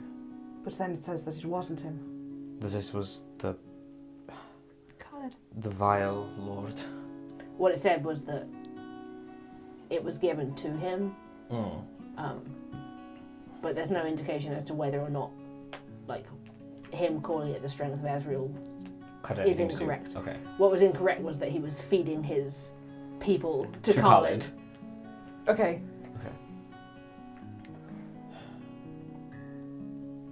There's that. What else? Then there's Mercy. Mercy. Potentially. Howe's child. Potentially. Okay. Diary entries about how it's his greatest regret. There's some sort of voice in his head. Seems to give him trouble. Tell them what to do. We overheard him arguing with it. He certainly has different opinions than it. And you found sedatives that he takes? With hints of poison? Mm-hmm. And Mother Dywell is potentially interested in alchemy and I think she's doing something to the girls. behind the veils. The abbess buries people who are unrighteous. There's just so much. Trying to think what else in particular we found. We have potentially Enoch's bones. Some of them at least. And you found a torn resurrection spell. Mm-hmm. I wouldn't say if it was Enoch's or not, though. It might just be somebody that they've sacrificed. Since that seems to be the flavour that they enjoy. Well, they told us to... Well, you read in that book that they're not allowed to spill the blood of the children. No, so how did they do it? There are Did they- ways Burying people alive. to kill people without spilling blood. Mm. They're doing something tonight. They are Sacrament. under the abbey, and they said that the Lord and Maiden would be in attendance. And that someone would have the chance to have a taste of the divine. There was... When we first crossed the bridge in, there was that staircase down the side of the outcrop Hmm. that led underneath the abbey. Hmm. That's not where I was, so that must be something else. Well then. Can't get more under the abbey than that. Were you scratching at the walls at all where you were? No. So there probably are those tunnels then. When we were underground I heard scratching. Like when we were in the cave system. Where I was, as I was escaping, I didn't get much of a chance to look, but I felt wind coming from somewhere. That's interesting. Hmm. Just thinking back to all those tunnels that Tabitha mentioned. I'm sure that maybe they at least think that the Lord and the Maiden is Peril and Seanine, but maybe there's some twisted chance it's the Bloodless. More questions than answers, as always. I'm going to start going through the magical items we stole. Lifted. Spell scrolls, spell scrolls, spell scrolls. Okay, so of the 4 scrolls you picked up, you find 3 spell scrolls and 1 enchanted scroll, which you would know does something other to a spell. It's not something you can learn a spell from, it's like a single-use magic item. Oh, Okay. So, you find a spell scroll of Feign Death, Oh. 1 of Incite Greed, and 1 of Tongues. Cool. Thank you. And the other one is a scroll of Prayer of the Martyred Saint. What's that? Using it, this prayer allows the user to give advantage on death saves to any one target that they can see for 1 minute. However, the user must also make a death save with disadvantage when they first use it, or immediately drop to 0 hit points. Oh my god! Woof. High risk, high reward. High risk, high reward. So you also found the holy symbol, Mm-hmm. the warhammer, and the Bowl. wooden bowl. Mm-hmm. Yeah, Identify. Yeah. Yeah, do you want to take one each and identify so Yeah. you can... Okay, We only waste an hour. Sariel, you look at this holy symbol and you discover that it is a spellcasting focus. That when using it as the spellcasting focus, it allows you to roll cleric spell attacks with a +1. Ooh. You also find in this time that it's soaked in old blood. Ew. Oh, give it a clean. Like, deeply ingrained into the wood. Just stick it on the cleaning rune. Stick it on the cleaning rune. It's now just a piece of wood. Lovely. Take it back. Astra, you might find this useful. Oh, thank you. I know it's not your gods or anything, but it'll give you a boost. Good to know. If we can use any of these things against them, I'll feel very justified in doing it. So will I. How do you feel about Satisfied. warhammers? Okay, so the warhammer, Astra, requires attunement by a cleric. Oh! It's marked with the symbol of Cord and Bahamut that you saw in Old Sable. It counts as a +1 magical weapon, and allows you to use your wisdom modifier instead of strength to wield it. Once per long rest, it can deal an additional 3d8 thunder damage. It is called the Storm of Justice. Shit.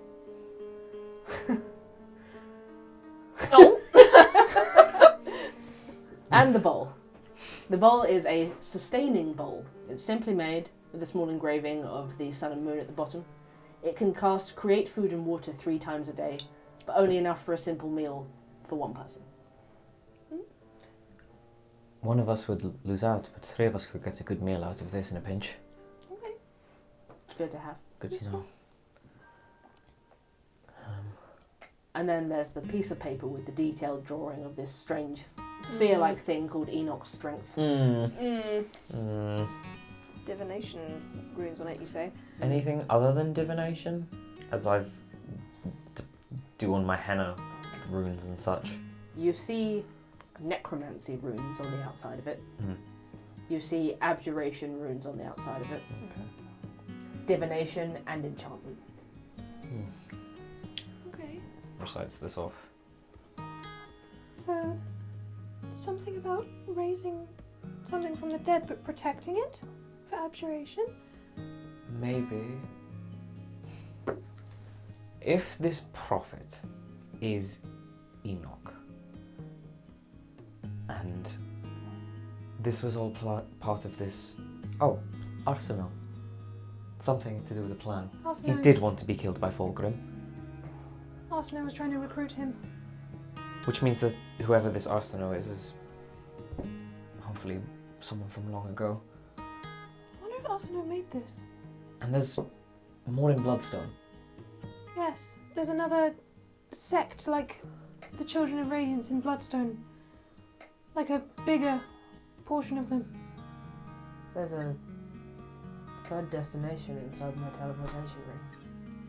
Which we've wondered is maybe Bloodstone. How do we find out for sure? Going there. Going there. Like I said, I should message Nestor about it. Ask what he knows about the city. Well, he did say this morning he wanted to meet in person when this is over, right? Yeah. But Enoch, perhaps they haven't resurrected him yet, but he's in some sort of state of between life and death. And Souls can't pass over here. Souls can't pass over, so they're sustaining him within a charged circle. They did call it Enoch's strength. Exactly. Fueling him. The fire keeps it hot. Maybe. And the divination symbols. If he is the prophet? Divining or to prevent others from divining him. Both. We need to be able to get back in there. We still need to find Mercy's body. Yes. We only have the one half of the key. But that means if we have it, surely they can't get in there for now.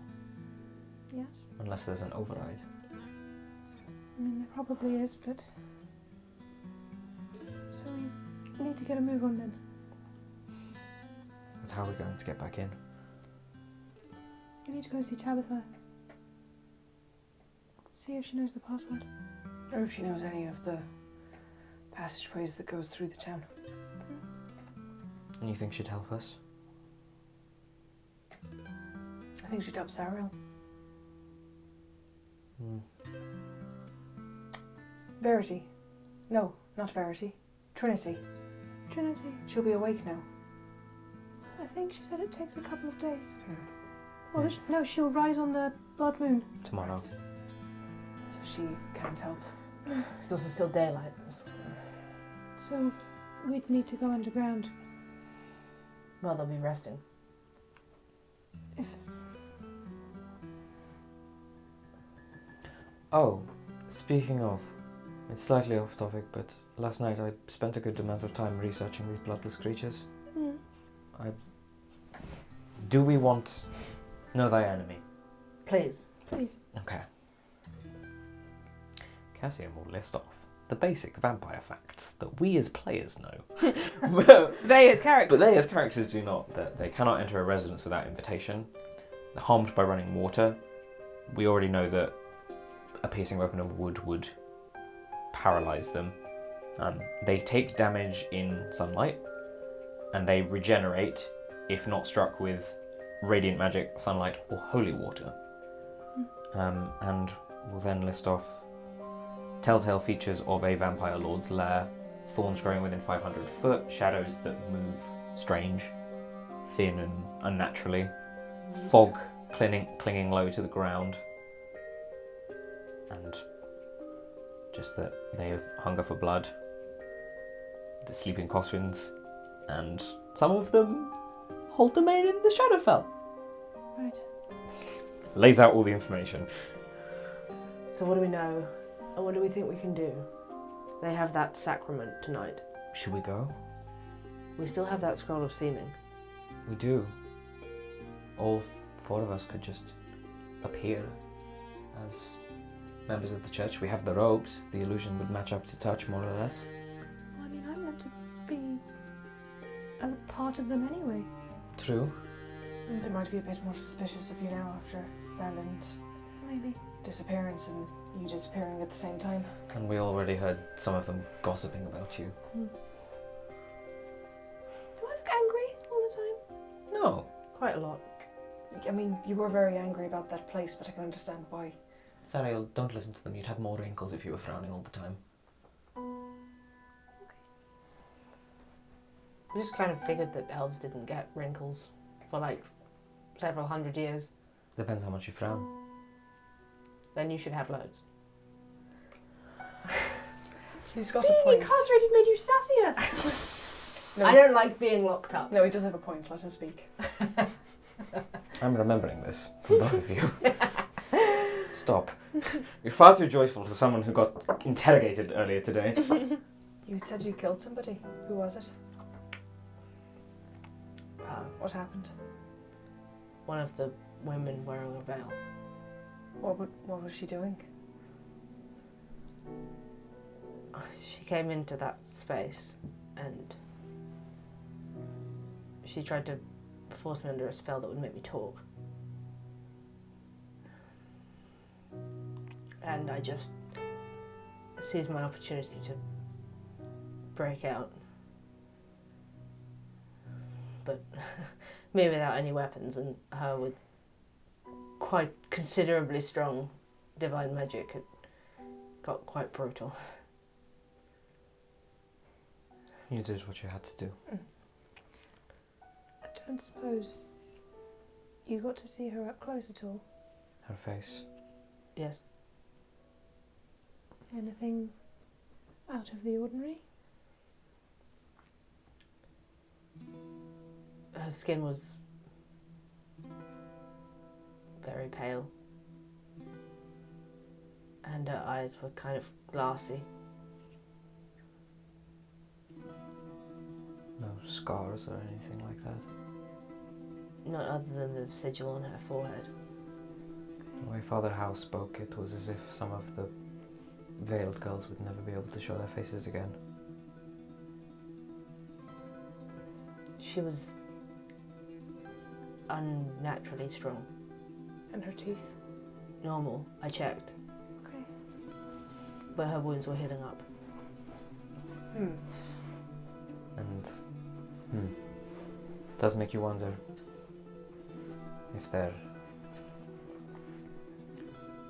these people have their strange feeling of superiority.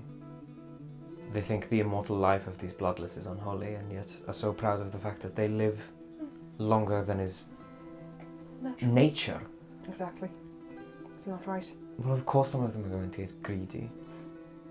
Think that maybe they can tamper with these vampires. They are chosen after all. They are chosen. In the dream that I had when we were still at the carnival, there was a room underground that I fell into. And one of those creatures was down there, being kept there. I didn't find that room, but Maybe they've kept one in there, experimenting on it. considering everything else that I've seen so far, the town turning on me, the stream of white-robed figures in a swarm of black. That's the one that hasn't come to pass yet.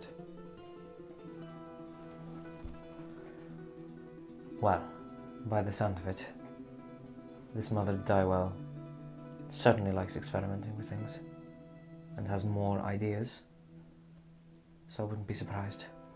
I wouldn't be surprised if the plants that we retrieved were for her sick games. So, how do we want to go about this? It's a risk, but we could go back for the sacrament and try one more time to find out where Mercy is.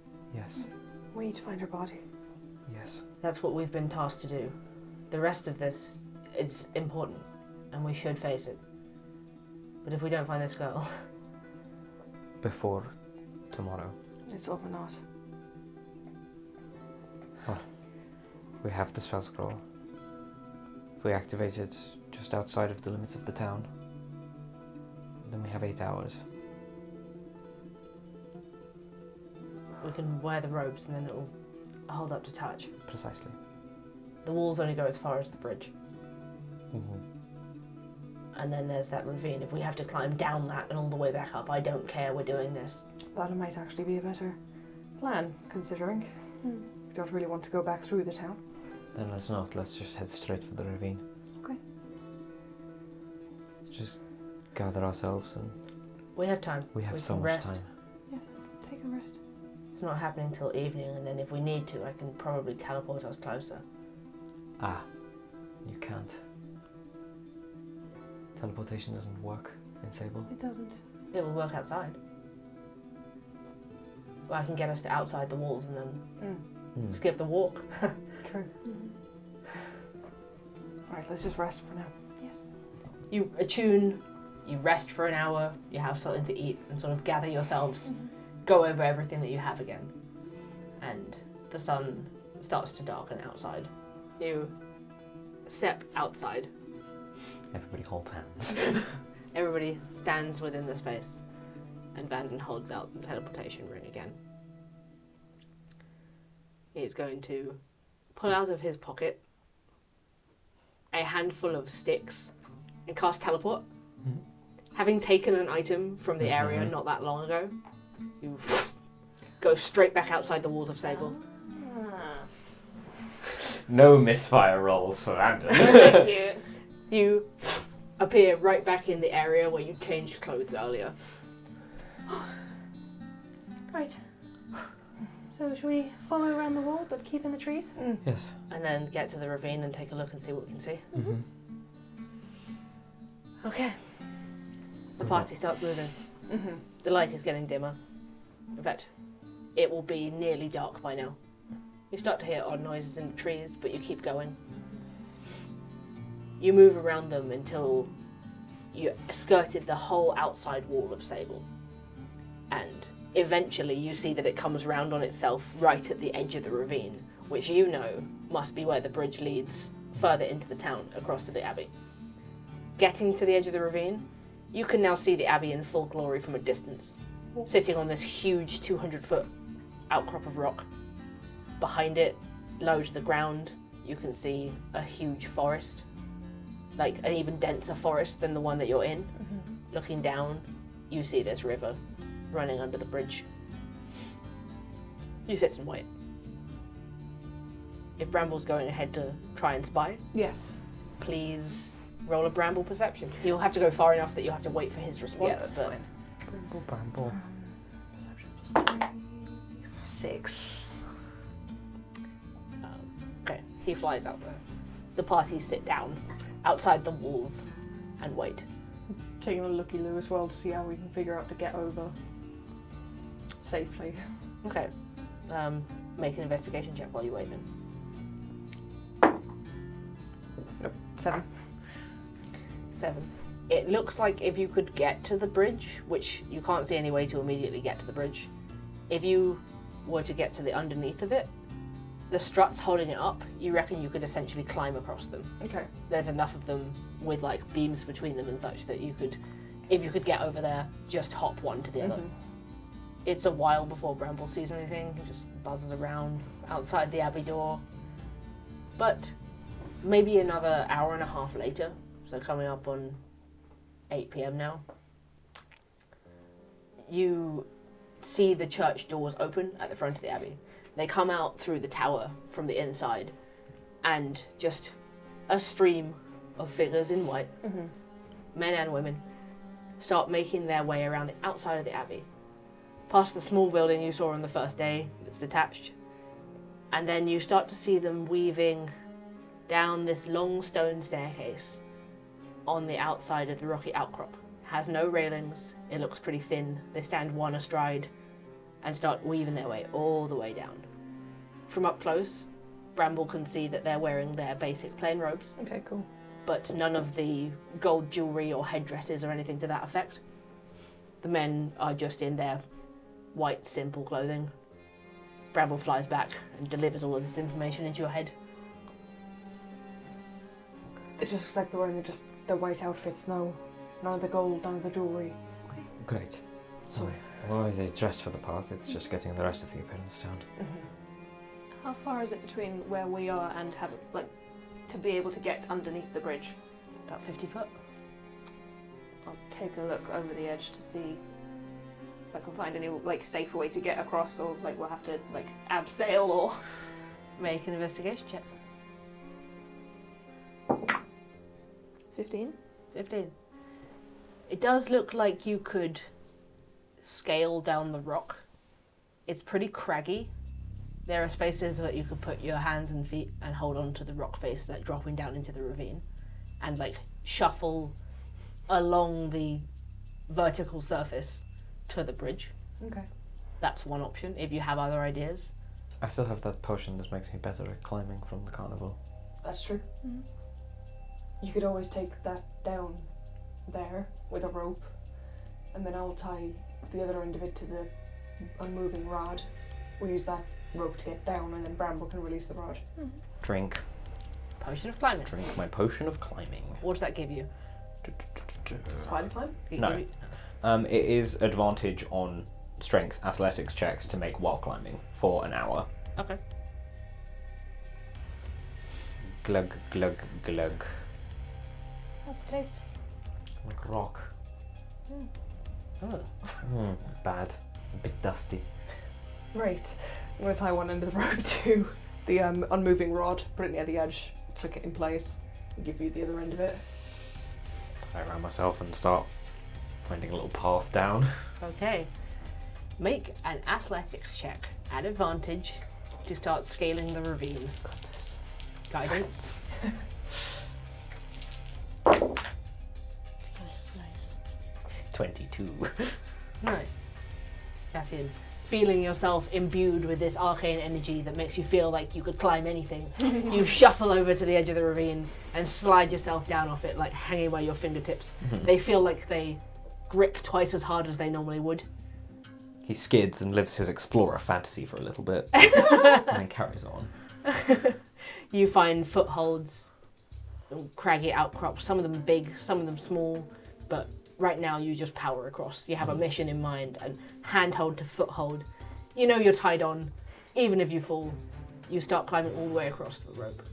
At one point you'll have to tie the next rope on to give it enough slack, but Cassian takes about 10 minutes, shuffles along this rock face.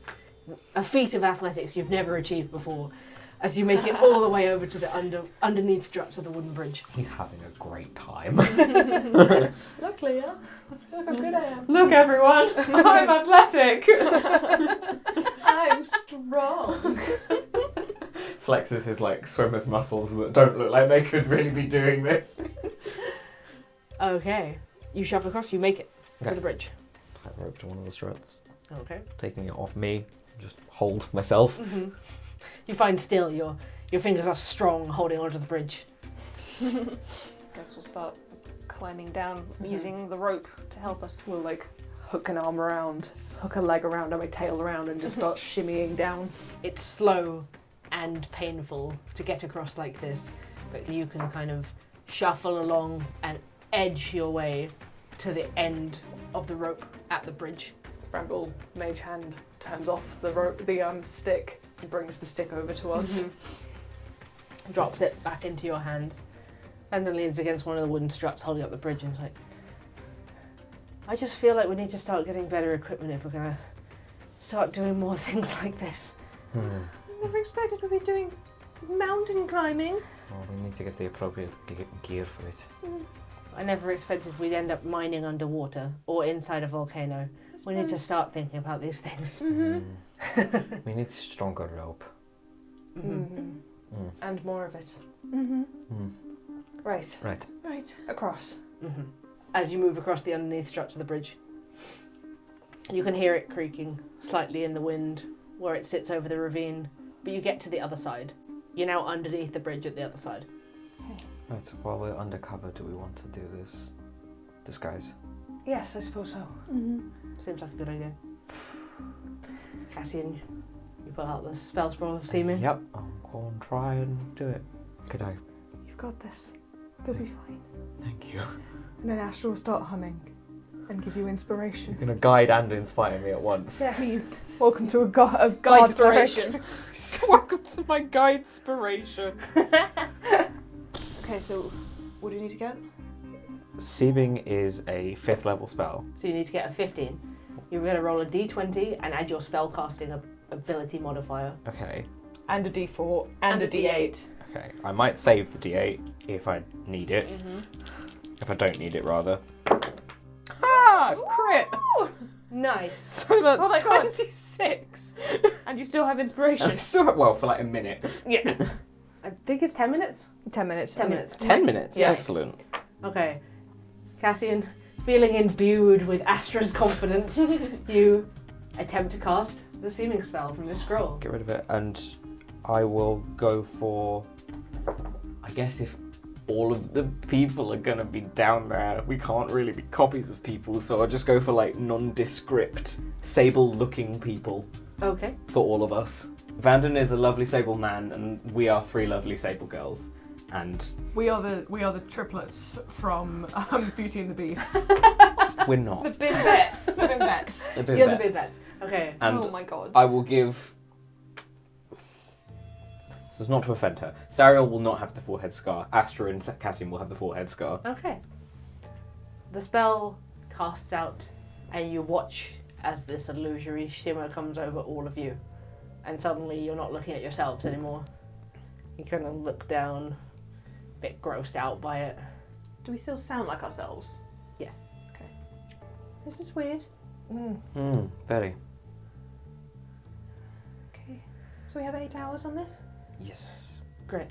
Let's get down there then. I guess we want to get back to the top of the outcrop. Yes. Well, if you hand me the rope again then. And you just hear, but you see nothing. Nice. Nice. A choir boy just levitates. Vanden takes the end of the rope and you can fix the other end to the immovable rod again. Just carry us. Yes, he's strong enough to carry all of you. Taxi us. Come on. My Uber is here.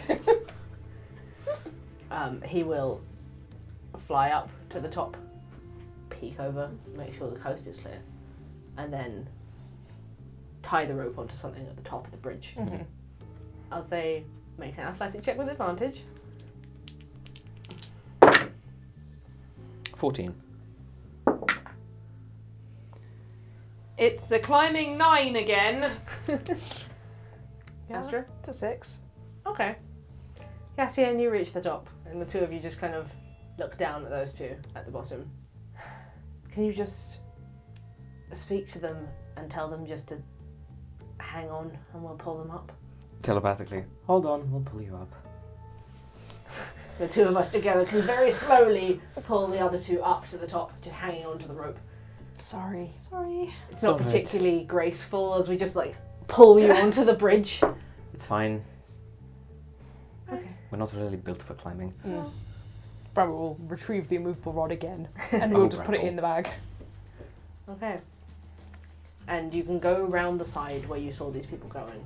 Round the back of this building where Cassian used was on the first day, this like separate outbuilding, and find your way to the stone steps that lead down the side of the ravine. Looking down them now, they are maybe 2 foot across, just carved into the rock, no handholds. You have to take single file as you start moving down them. And we shall. They twist subtly around the cliffside, dangerous without a railing. You hear ahead of you the laughter and quiet chatter of other members of the clergy, and you see the odd dull glow of a torch, the only signs that you aren't alone out here, guiding you further down towards the rush of water. You see a number of the robed figures as you get closer to the bottom, now without their headdresses, making their way around the side.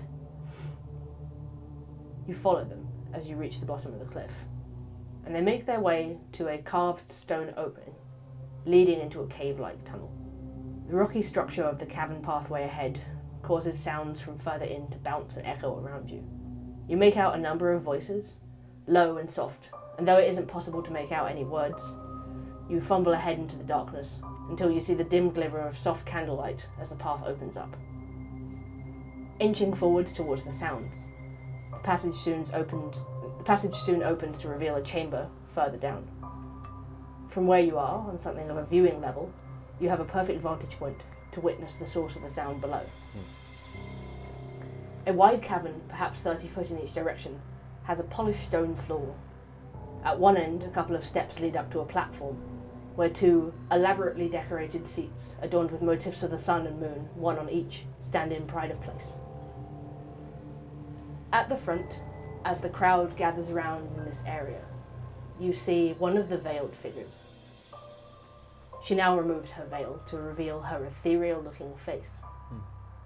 Her skin is almost glowing, her hair more lustrous than natural, and her eyes, as Vanden described, a little glassy. You note that she looks very much like Father Howe, and about the same age.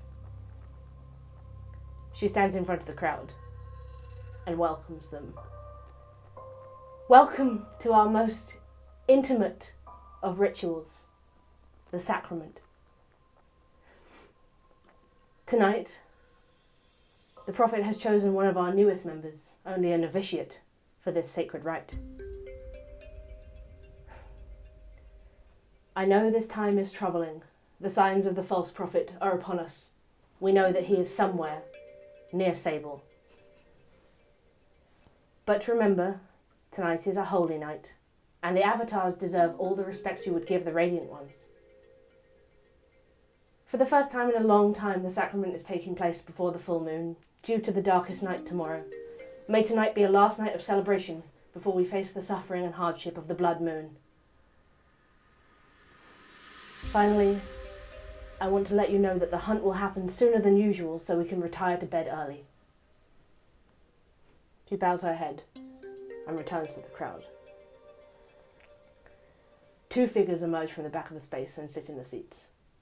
One male, one female, to the delight of the crowd.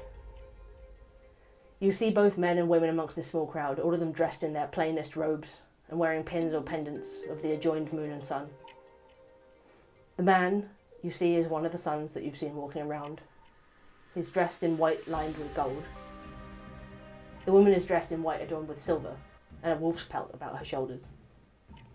They both hold in their hands intricate masks, one depicting a sun motif and the other a silver wolf's head. Sariel. It feels as though your heart stops. As she goes to lift the mask up, you catch a full view of the face of the young woman holding the wolf mask. Slight and short, her pale blonde hair has been chopped off above her ears now, a far stretch from how it used to look, but there's no mistaking her, or the simple moon phase tattoo on her forehead. You recognise Danica, whose face you last saw within the confines of Lord Valerian's compound. Her expression is void of emotion as she surveys the room, lifting the mask over her head. As she does so, her long robe sleeves slip a little, revealing long scars wound around her arms like Sariel's own. And then, she is disguised behind the mask, looking as stoic as a goddess. The clergy applaud politely and begin to bow their heads down to the figures, before moving into a line before them. I think that is where we'll end tonight. Fuck. Hello. Hi. Oh boy. Oh, Sariel. Oh, Sariel, we're really in it now. Uh-oh, sisters. Uh-oh, sister. Uh-oh, sisters. What can I say? Oh boy. Uh-oh, sisters. Thank you for DMing. Thank you guys very much for playing. Thank you for putting us through it. It's been a chaotic chapter. Mm. Lots of new information. Oh. Even less answers. Oh. Thank you for putting up with us. I hope you will join us again next time where we can find out exactly what a member of Sariel's clan is doing deep underneath the Abbey of Radiance. help. Then I go, what the fuck? But until then, if you enjoyed this episode, please leave us a like. If you think this episode is absolutely horrible, please leave us a like. If you would like to share Live for the Party with others, you can do so on social media or send it to your friends who you think might enjoy it. Please, even if they won't enjoy it, just send it to them anyway. Like, haha. Join me. But until next time, we are nyxrising, and we love you. See you on Wednesday. Bye.